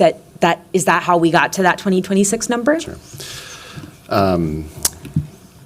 Chair Chuck Chai, the money that we're using is for property maintenance. It's so like moving stuff that's been dumped, making sure if there's a water service that breaks, snow plowing. Just, basically it is a fund that we use, and if we don't use the whole $100,000, it gets put back into the general fund. So it is an account for us to just do that baseline. We're keeping it as is, as we've talked about that with the council. I don't know how much money we've spent this year. I would be surprised if we get to the 100, but we won't have any money next year. That's why we're not going to be ready for it. It's going to be a few years before we're looking at transferring this to a community partner. So we're going to have that expense, and that's why we're trying to be as transparent about it as possible. That is great. So then we'll just note for administrative follow-up that it would be great to get some information about how much of that $100,000 allocation has been used so far this year. Sure. Excellent. And then my next question is it's a follow-up, I believe, to Councilmember Wansley's first question. I know that was ages ago, but so for the small business support programs that are where you are still in process of figuring out how to disperse them. What is going to happen? Like, have you guys thought about what happens with the savings so far in the year or at the end of the year? Is that something that you're trying to roll over, or something like are these resources that are going to fall to the bottom line? Chair Chugtai, you're referring, just for everybody's, I think so we're on the same page, the $900,000 for people that were impacted by construction, that question? I think it was the DTAP and small business support programs. Okay. Yeah. So, okay, so DTAP, to DTAP and small business, if we have contracts in place, then they are a component of the rollover. If there's funds that are not contracted, then that would roll to the bottom line. We typically contract all of those funds. We usually get more people that want those funds than funds available. There are some times where contractors don't spend as much money, or the contracting, it's really it's negligible in that account. But they will be rolled over because we don't have a contracting period that's January 1 to December 31. Mm-hmm. So, and I think my last question for you then is, I think early on in the discussion portion, you mentioned, there were a series of programs that were added to the CPED budget that you were hoping to be able to have some updates on in your presentation today. That wasn't in the cards. Yeah. So I think as you work to pull updates about all of those together and communicate those with the council, it would be helpful to understand what is happening with each of those programs, right? Because as you were talking, I pulled up the change items presentation from August of this year, and every single one of your change items in your department was listed as either being on track or complete, right? Like the ones that are complete, I know that's when there's been an action taken or the thing has already happened. But for everything that's on track, it'd be helpful to know, especially for the pieces that are no longer on track, right? Like what happened between August and October that we suddenly went from everything's going to be happening on time to not. And it'd be helpful to just understand from you what the plan is for the savings from each of those programs that will not be dispersed by the end of the year. Chair Chugtai, yes, in August, we were optimistic. And everything, we had done some, for that, let's talk about that $900,000 program for businesses, for example. We have done some preliminary discussions, and then we were going to resource it with somebody to write it. Those resources kind of got a little bit, they're focused on some other things. We had some pretty important RFPs going out for some properties. We put some resources towards that. That's the same team that would review and underwrite that program. So it just got a little bit out of sorts. But at the time in August, that's why you saw the green circle. But we absolutely can give you information on the programs and what's been done and where it is. We want to make sure you have the information you need. And then if we get it set up, the idea would be, as we do with a lot of CPED programs, is it would roll over, it wouldn't fall to the bottom. So. Great, awesome. Councilmember Chavez, are you in queue again? Yes. Okay, awesome, thank you. Thank you, Council Vice President and Chair Chugtai. Director Henson, you mentioned that the transfer of ownership of the People's Way will take a couple years. Can you at least clarify your comments? My understanding is that at least, or you're talking about the transfer of ownership is different from identifying a community owner? Chair Chugtai, Councilmember Chavez, very good question. Because yes, it is different. So what we are doing at the People's Way is we are doing a request for qualifications, which is we're making a decision on a partner, and then that partner will go through a process on what to do with the site. So the transfer of the real estate would not happen until that process is done. So there's like a two-step. The one is we own it while they're doing the development process with community and with the city, and then we would transfer it. So it's going to take a little bit of time. We're hopeful to get to the council soon with a selection of a operator or a partner, and then we go through that process, and then we would sell it, because we have to go through a public hearing and a notice, and we need to have all of these redevelopment requirements met, and so we need to know exactly what they're building. That's going to take a couple years. Okay, thank you. Yep. I see Councilmember Wansley in queue. Yeah, just building upon just questions around that. I know we were supposed to receive an update on whoever the qualifier would be, the community qualifier for the People's Way back in the spring. Yep. It's now May. Back in May, it's now October. And this seems rare. I know we do RFPs quite frequently and never seen a delay like this before. So just trying to get a sense of the timeline when we will know. Yeah. Chair Chugtai, Councilmember Wansley, yet this year, yes, we were hoping for May. This is a really important decision. We're taking as much time. We needed to get some more information. We've had some conversations with the responders, and we'll be bringing forward a recommendation soon, but it's taken us, we're trying to be very thoughtful about who we present, so it's taken a little longer than we thought. And I appreciate it's October and not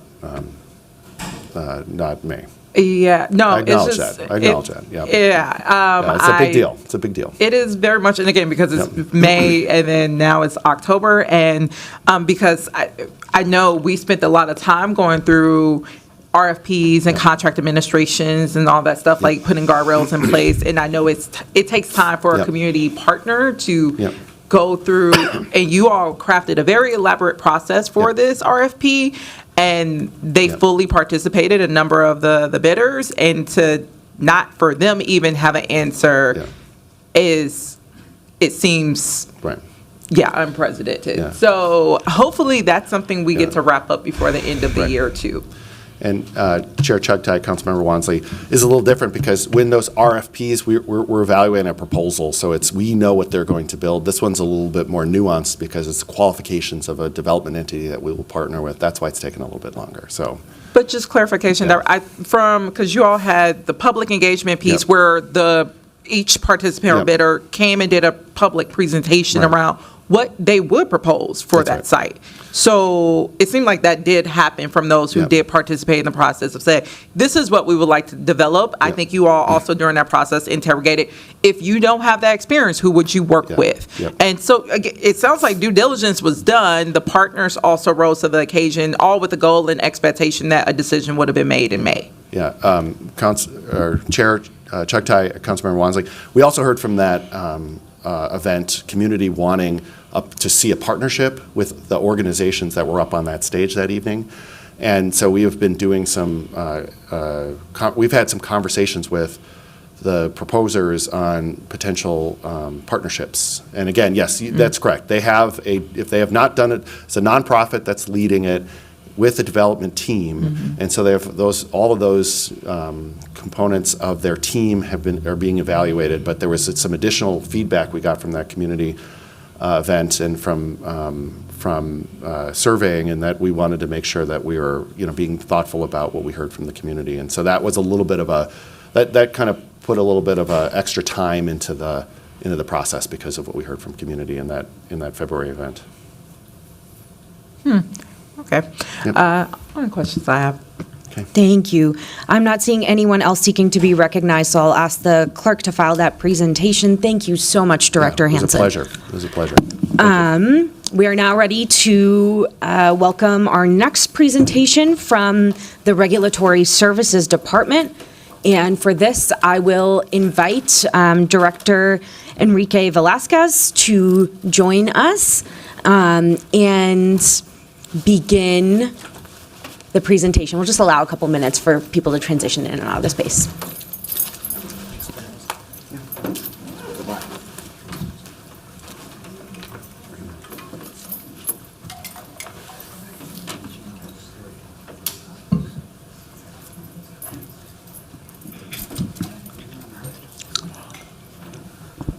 Good morning, Director. Good morning. We're ready for you to begin. Wonderful. Well, good morning, Chair Chugtai and committee members. I'm Enrique Velasquez, and it's my absolute honor to serve this great city as the Director of Regulatory Services. Today, I will be presenting on our collective progress this year toward our outcomes, as well as the budget changes included in the mayor's recommended budget for 2026. Regulatory Services is housed in the Office of Public Service within the Development, Health, and Livability vertical, led by our Deputy City Operations Officer, Brett Jelly. Our department's work is closely connected to many of the mayor's 2025 priorities, namely affordable housing, homelessness response, climate action, public safety, and good governance. To that end, we collaborate more closely with the Departments of Health, Community Planning and Economic Development, Public Works, and 311 Service Center, among many others. Regulatory Services consists of 4 divisions: Inspection Services, led by Director April Bogard; Operations and Engagement, led by Director Josie Shardlow; Minneapolis Animal Care and Control, also known as MAC, led by Director Tony Schendel; and Code Compliance and Traffic Control, led by Director Ahmed Adaw. This year, we embarked on a vision of creating one regulatory services. We engaged in several efforts to break down silos. We are also realigning staff to better suit business needs. One of these efforts involved moving 2 teams out of Operations and Engagement. The 2 teams are the Alternative Enforcement Team and the Housing Liaison Team, and over into Inspection Services. You'll see the new reporting structure reflected in the organizational chart, and that half of those FTEs have budgetarily moved over already.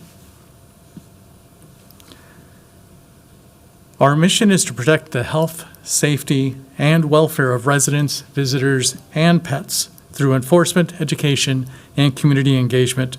We strive to provide compassionate enforcement wherever appropriate, while pursuing accountability to keep Minneapolis a great place to live in, work in, do business in, and play in.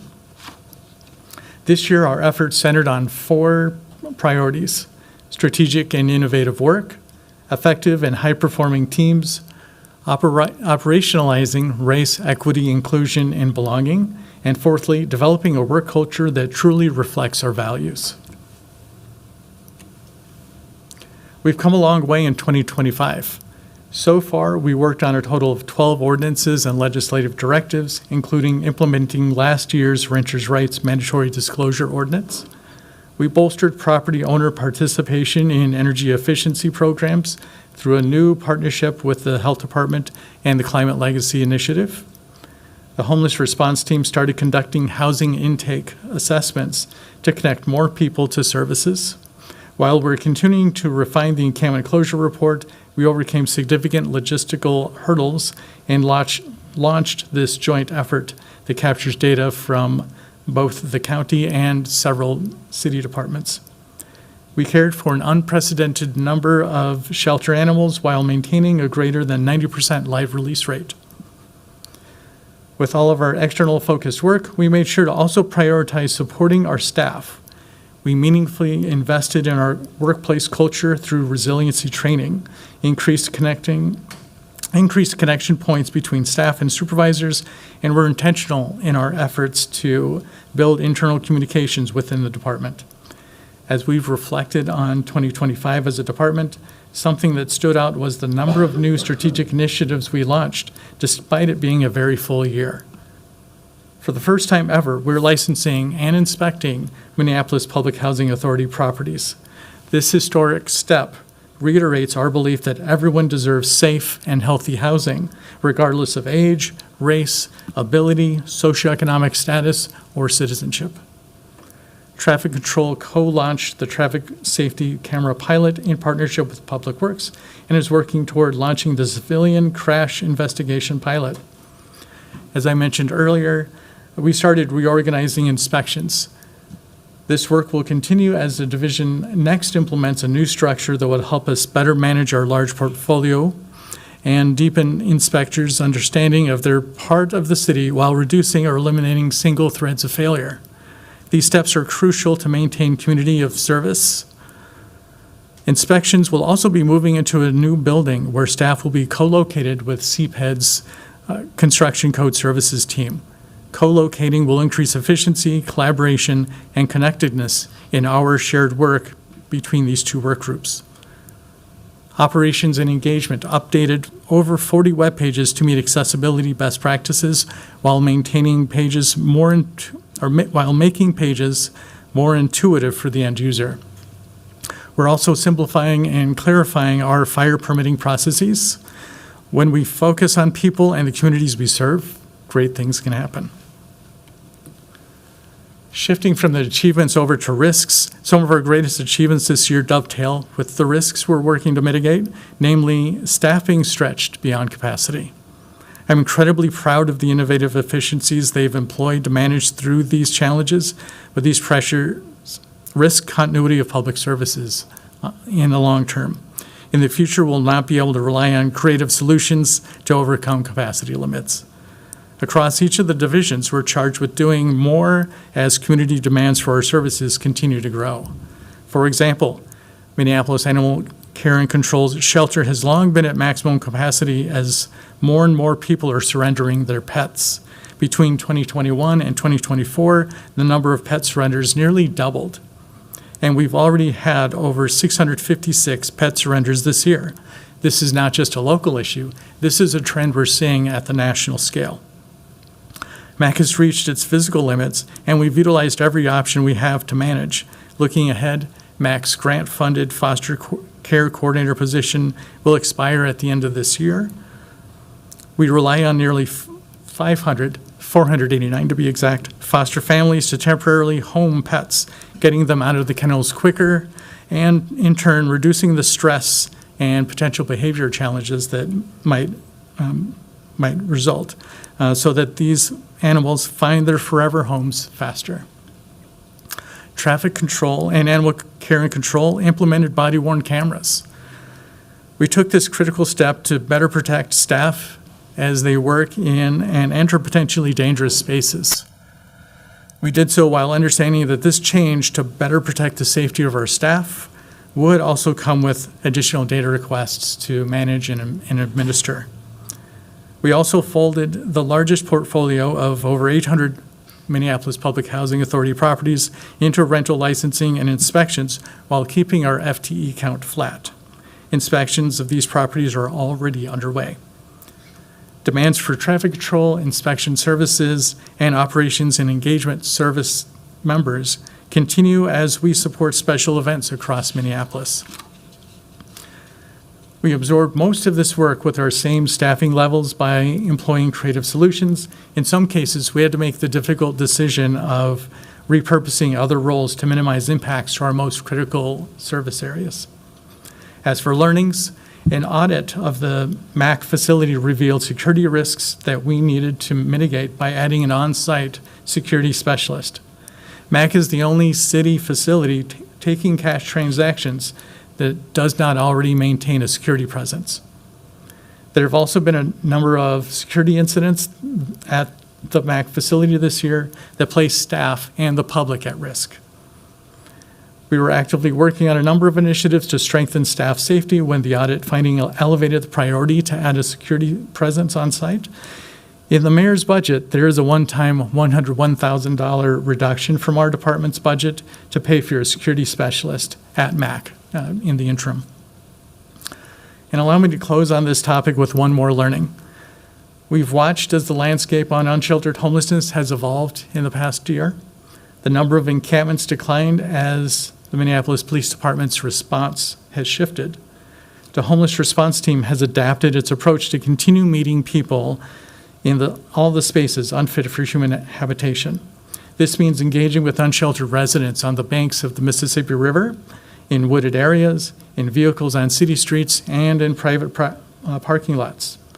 The HRT truly go wherever people are, bringing snacks and other engagement tools as a bridge towards trust building.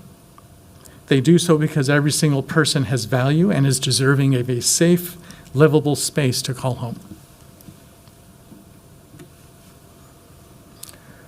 For the mayor's 2026 supplemental budget, regulatory services is allocated $31,804,274. Most of the increase is dedicated to salaries and wages for existing staff. We've made almost a 5% cut in operating costs, among other categories, which help offset some of the increase.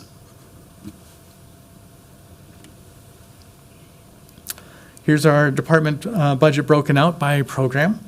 Operations and engagement, their budget is decreasing largely because of us moving housing-related staff over to inspection services. And just to clarify, there's not a budget request attached to this change. We've simply changed where staff are reporting within the department. Subsequently, you'll see an increase in inspection services. The overall effect for these changes is budget neutral.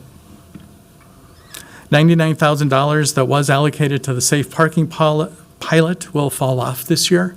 These dollars were allocated to the pilot despite Minneapolis Code of Ordinances not granting us the authority to implement the pilot. So we were unable to use these dollars, even though we would appreciate the opportunity to leverage our existing expertise in this area and continue to move forward with it. Budget FTE summary. The decrease also captures a reduction in funding for 2 FTEs, one of which is a vacant homeless response coordinator. The other one is the communications manager that's transferring to the communications department as part of an enterprise-wide realignment. One nuance here is that the staff member occupying that communications manager position has moved into a different role. So really what we're transferring to communications is the funding for that communications manager position.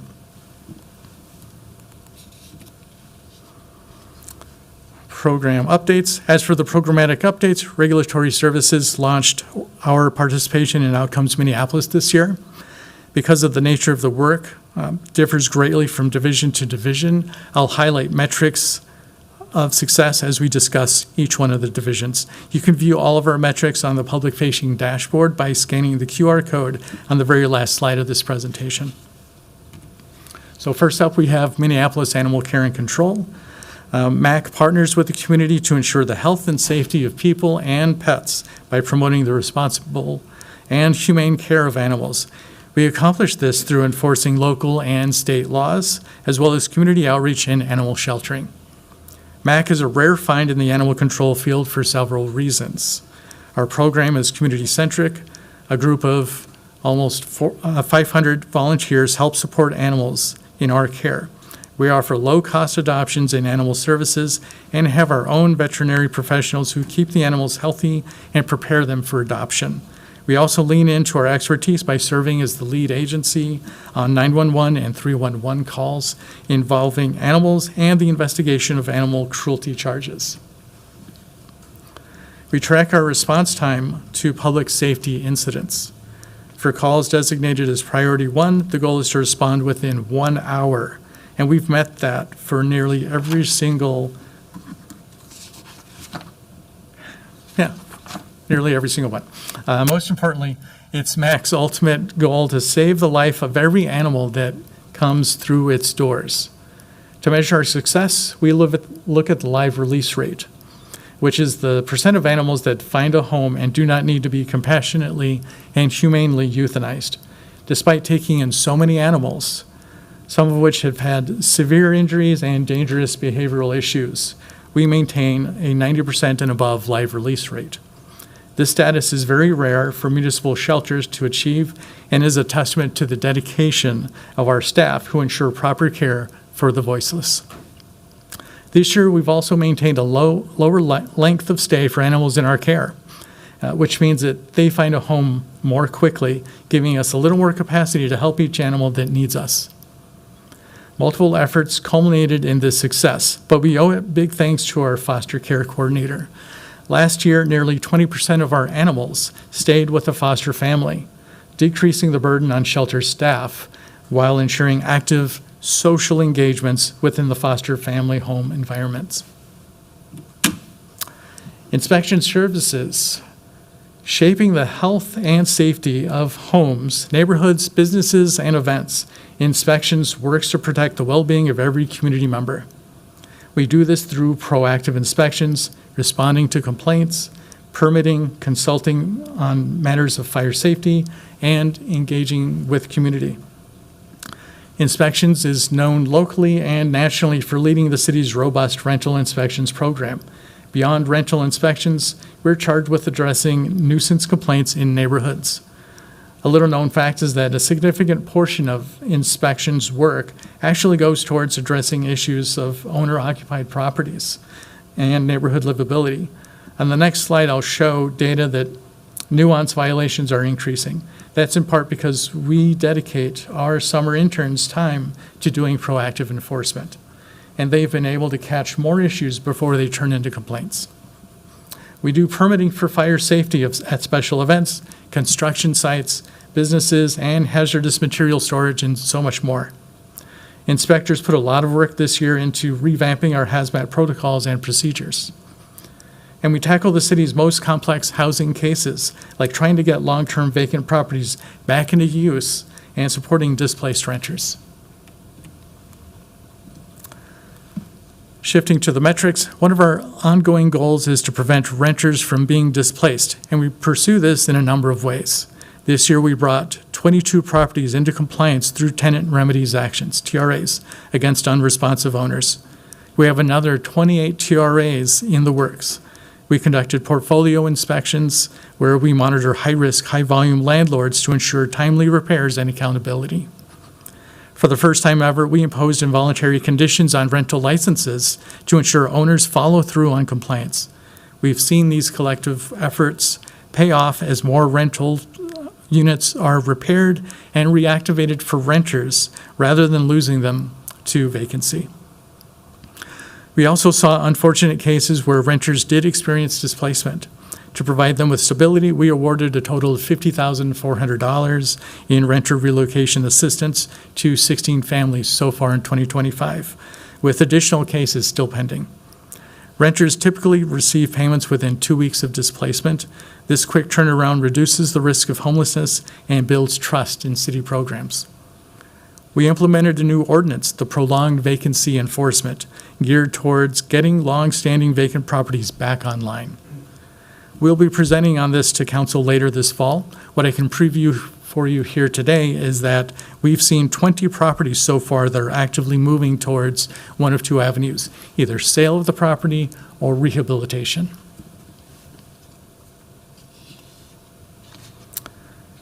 Code compliance and traffic control. Traffic control helps keep our streets free and clear and traffic moving smoothly at all times of the day. We accomplish this through citywide parking enforcement, intersection control, and education. You'll see our agents directing traffic during emergencies and rush hour, and even at events such as Vikings and Lynx games. We're a regular partner for other city departments like Public Works as we provide parking enforcement during snow emergencies and regular street cleanings. Our role has expanded in recent years as we now respond to non-emergency issues that were previously managed by Minneapolis Police. Focusing on outcomes, for the first time in a long time, traffic control was fully staffed in 2025, and it brought exciting results with it. Looking at the bar chart on the left-hand side, you'll notice two things. First, we've made significant progress in responding to calls within our service level agreement. Today, we made our service level agreement nearly 100% of the time. The second thing you'll notice is that the volume of complaints appears to be decreasing since 2023. While 2025 is not yet over, we do expect that the downward trend will continue as our stronger staffing levels allow us to do more proactive enforcement, strengthening neighborhood livability, and preempting complaints before they happen. Another metric of this year's success was managing an increased demand for special events. As Minneapolis grows its reputation as a premier destination to hold events, we've met this demand while balancing our responsibilities within the public safety ecosystem. Operations and engagement. Operations and engagement is the backbone for our department. They lead strategic efforts across the divisions to improve processes, support accessibility, equity and inclusion, and provide data-driven solutions and financial analyses. They play a key role in implementing ordinances and creating engagement opportunities for the community to connect with staff outside of enforcement situations. This year, Ops and Engagement organized staff presence at more than 14 community events. Our finance manager and team of data analysts tackled strategic projects that increased the efficiency of several programs, informed decision-making on how to best serve residents, and positioned the department to be stronger financially.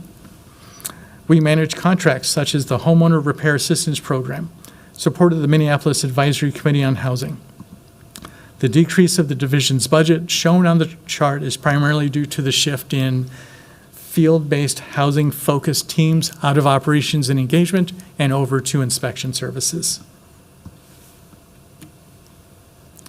Shifting to metrics and outcomes, ops and engagement supports the entire department, but one of its larger teams, the administrative team, primarily supports inspection services by issuing permits for special events and fire safety, as well as rental licenses and citation letters.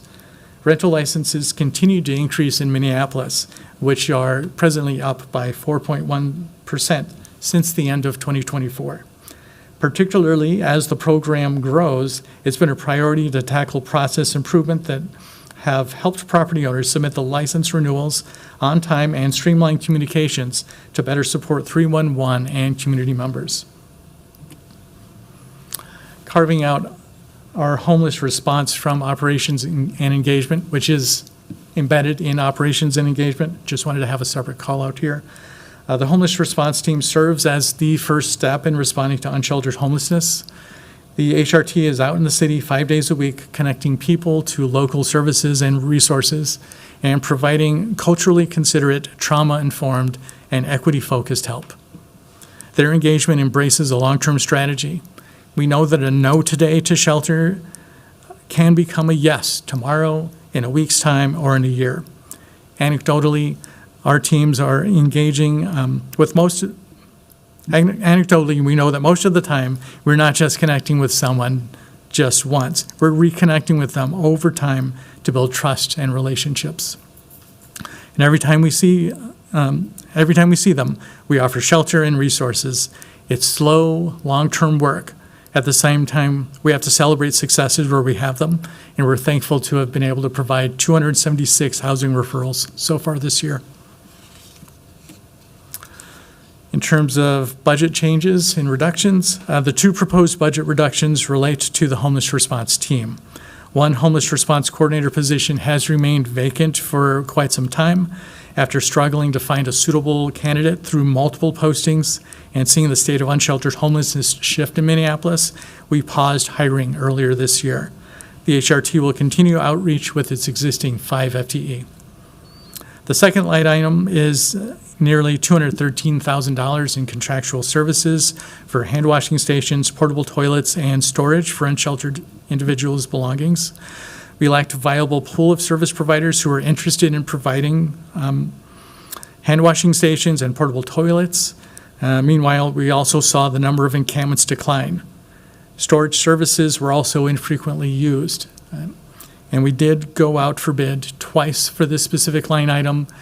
The first time pulling 0 interest, the second time just one interested party that was not interested in meeting our specific needs for storage. They were not willing to provide storage in community. It was downtown only. So we elected not to move forward with that issuance of that contract, and are planning to still look for a different opportunity to try and find storage options. In closing, this has been a very eventful year, one that could not happen without the compassionate care and intention of each of the division directors and the teams they lead. There's more work to be done, and we're at the ready for whatever comes next. Thank you for the opportunity to present on our work and our budget changes this year. Thank you very much, Chair. Thank you, Director Velasquez, and thank you to your team for coming in today and patiently waiting while we work through our first presentation on a Friday. I am going to see if my colleagues have any questions. I see 3 people in queue right now. So let's all try to be as concise as humanly possible in working through discussions so that we can maintain quorum and everyone who is seeking to be recognized is able to do so. First, Councilmember Palmisano, then Councilmember Cashman, and then Councilmember Chavez. Thank you, Madam Chair, and thank you for this presentation, Director.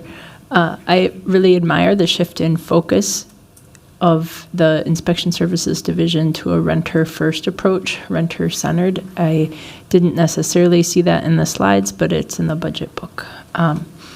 I've been dealing with a particularly difficult situation in my ward and have experienced the care and compassion and the renter-centered approach that your team has. Your staff worked with a resident on housing maintenance and livability issues with great purpose and sensitivity. This resident stopped living in his car and accepted a deeply affordable housing opportunity.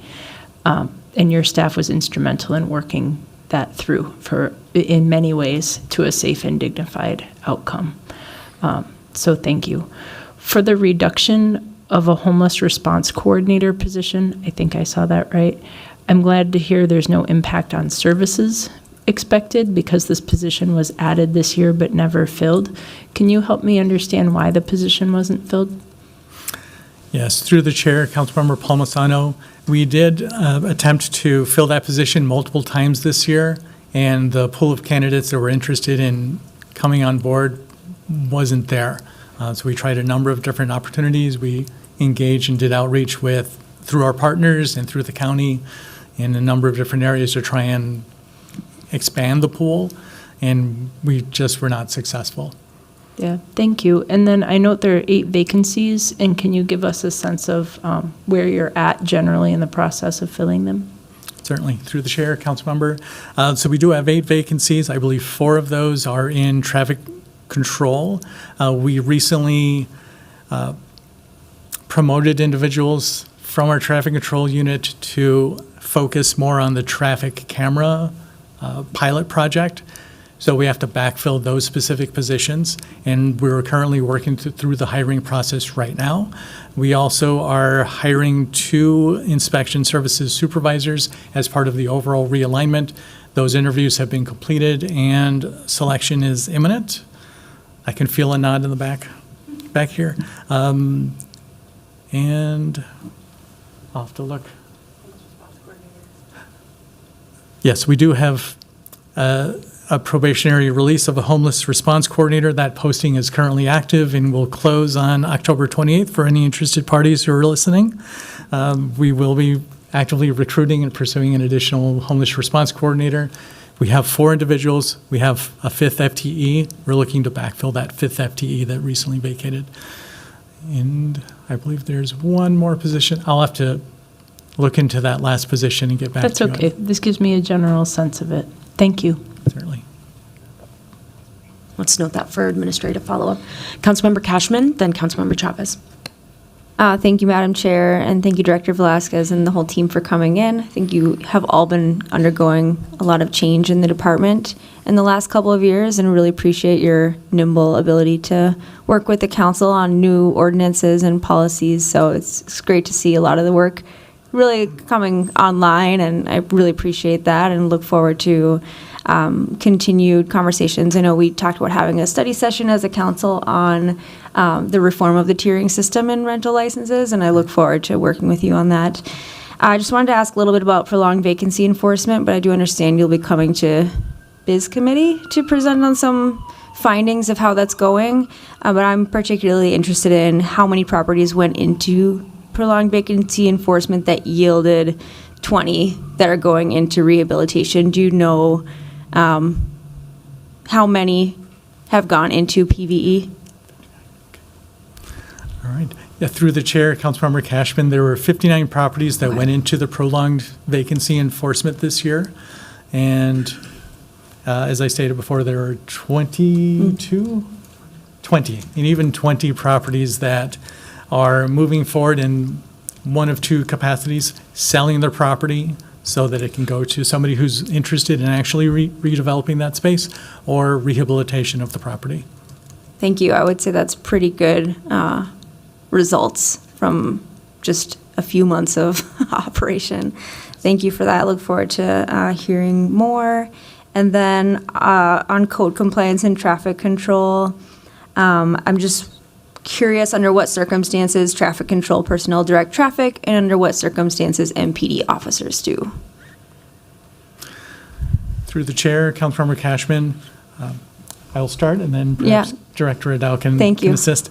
So traffic control directs traffic during rush hour. They're the primary entity within the city that does conduct traffic. They will also engage in special events activities.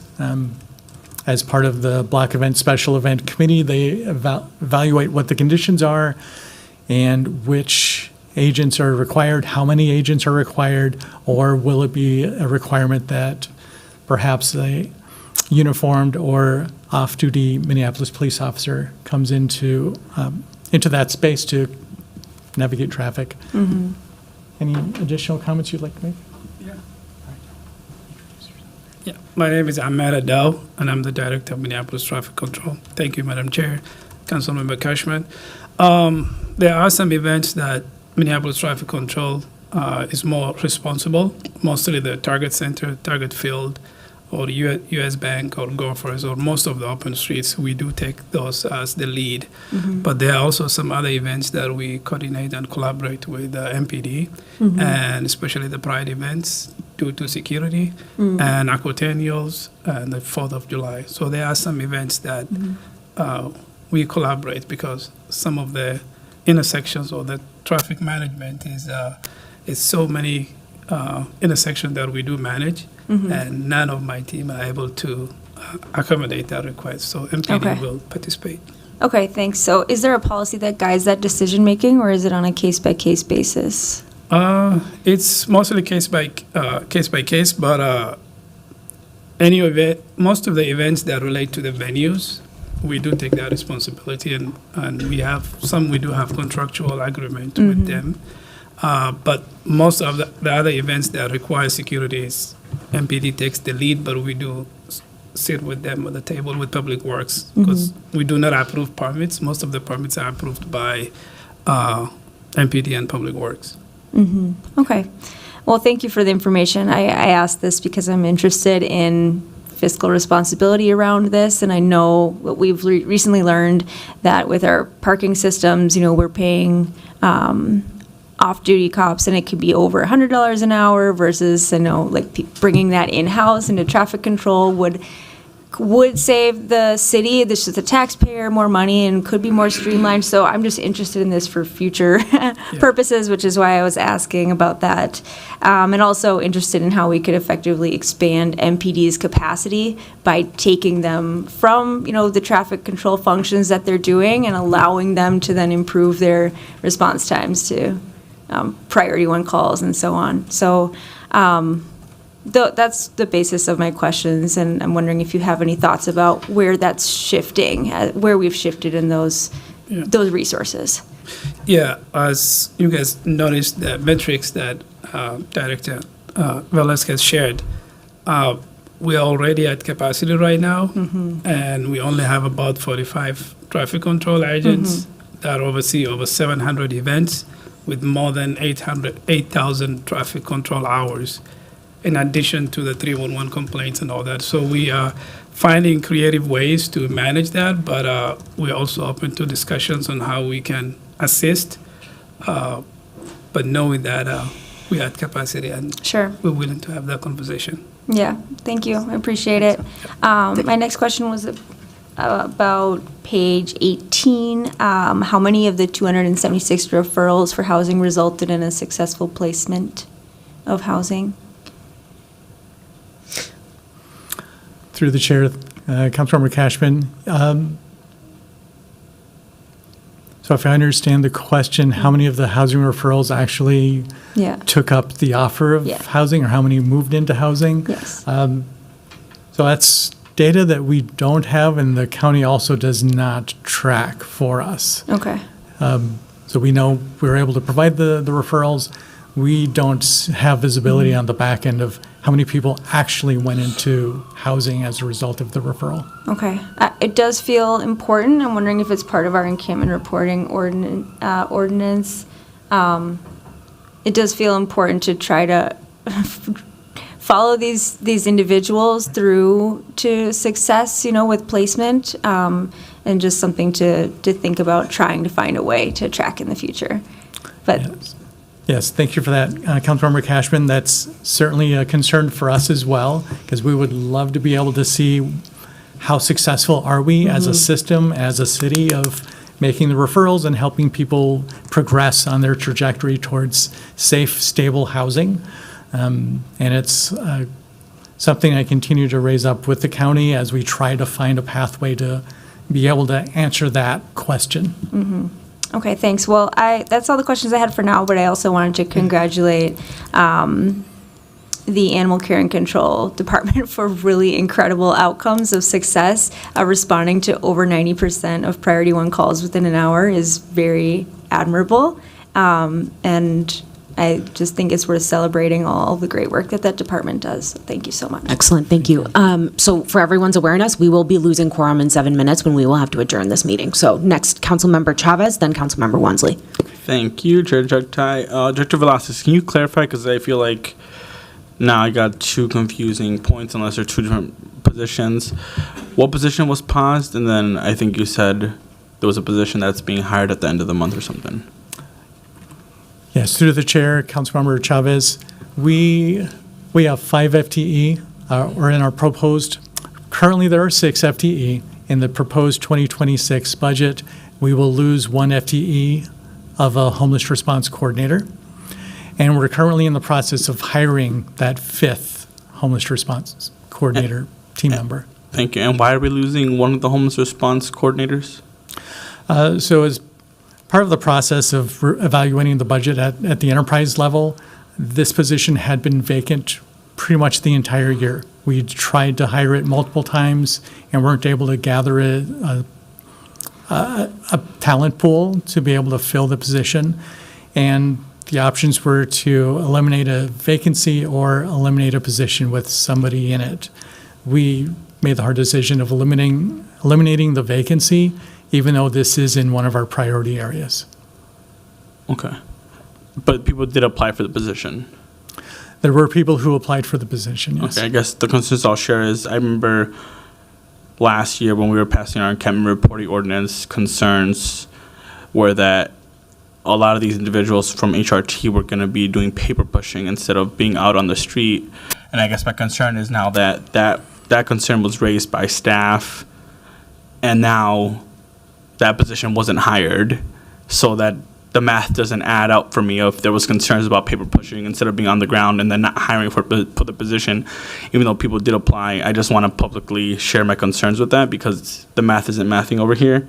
The other question that I have is about the storage situation. Did staff communicate with the city council that you weren't going to proceed with storage options possibly in the south side or in locations that aren't just in downtown, or that you were struggling to find someone that was willing to do this work? I think my concern is that people need storage, and why are we finding out in October that this isn't happening?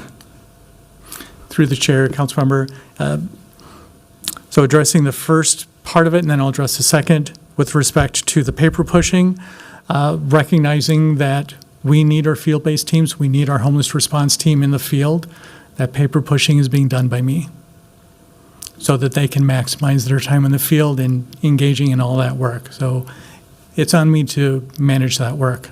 The encampment closure reporting, all of the tracking, all of the project management, I do that. For the second piece, I don't recall if we communicated with City Council on the direction we were taking with respect to storage. I would have to look at my notes on that and get back to you. We did issue an RFP twice to try and secure storage or try and do outreach with individuals to secure storage. The first time, no applicants, no responses whatsoever for the RFP. And then we did a bigger push outreach communication. I personally reached out to every single one of our providers, and only one expressed partial interest but ended up not applying.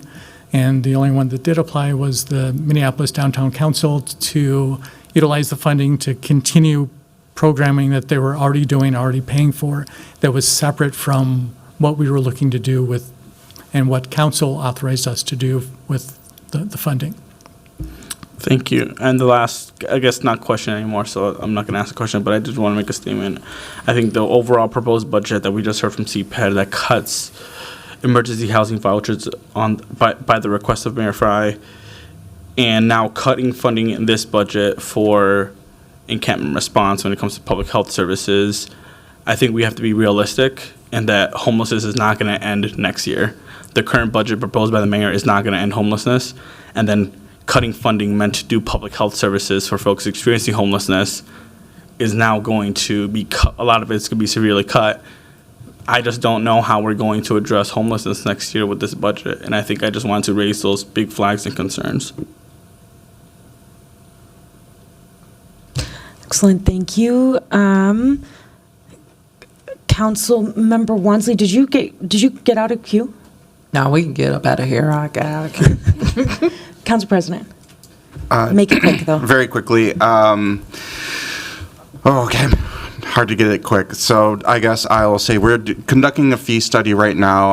I know that your department is dealing with some of our most complex challenges at the intersection of livability and safety. And, I've had the big nursing home in my ward. I'm really grateful that you were able to bring a little bit more security to that building, but there's still people breaking in, and it's just hard and it's complex, and it's not about necessarily Reg Services not doing its job, but it is a complex job that I don't know that Reg Services is exactly has the capacity to respond to. And I'm just curious about the practical realities of your resources and your capacity. Are we over relying on the general fund to be able to meet these complex challenges? I know that we passed our strengthened regulations on Tier 3 properties, but I'm dealing with some properties in my ward that are Tier 1 that have absentee landlords who don't live in the state, who have literally blocked my staff from calling them, and they're not getting resolutions. And so I just struggle with some of these really complex livability challenges, and does Reg Services have the resources it needs to actually meet them? And because I don't, maybe kind of to Councilmember Chavez's statement more than question, does this budget actually meet those needs? Yeah, through the chair, Council President Payne, that complex problems that also require a very complex response. It's a hard one to answer, sir. We have a number of different initiatives that we're working through. There's the new ordinance that recently passed that we think will be a big benefit. Redoing our rental license ordinance, which will also be a benefit, but it doesn't necessarily speak to the vacant property, and that takes some significant partnership. So we have to rely on our partners across the city to help us solve for those acute types of issues and preserve community livability. We also have new software that is going to help us on the back end so that our staff can be more attentive, can have sharper focus when out in the field to address some of those different complex issues as well. So to wrap up, it's probably too soon to tell just yet how effective those specific changes will be. Yeah, I'll just finish and say maybe what we need to do is just do some really focused work in the next year on how we can leverage a enterprise-wide approach to some of the challenges that happen to land on Reg Services right now, because I don't think that your department is actually in a fair position to be able to handle some of these issues that need that type of enterprise-wide response. Thank you. Wonderful.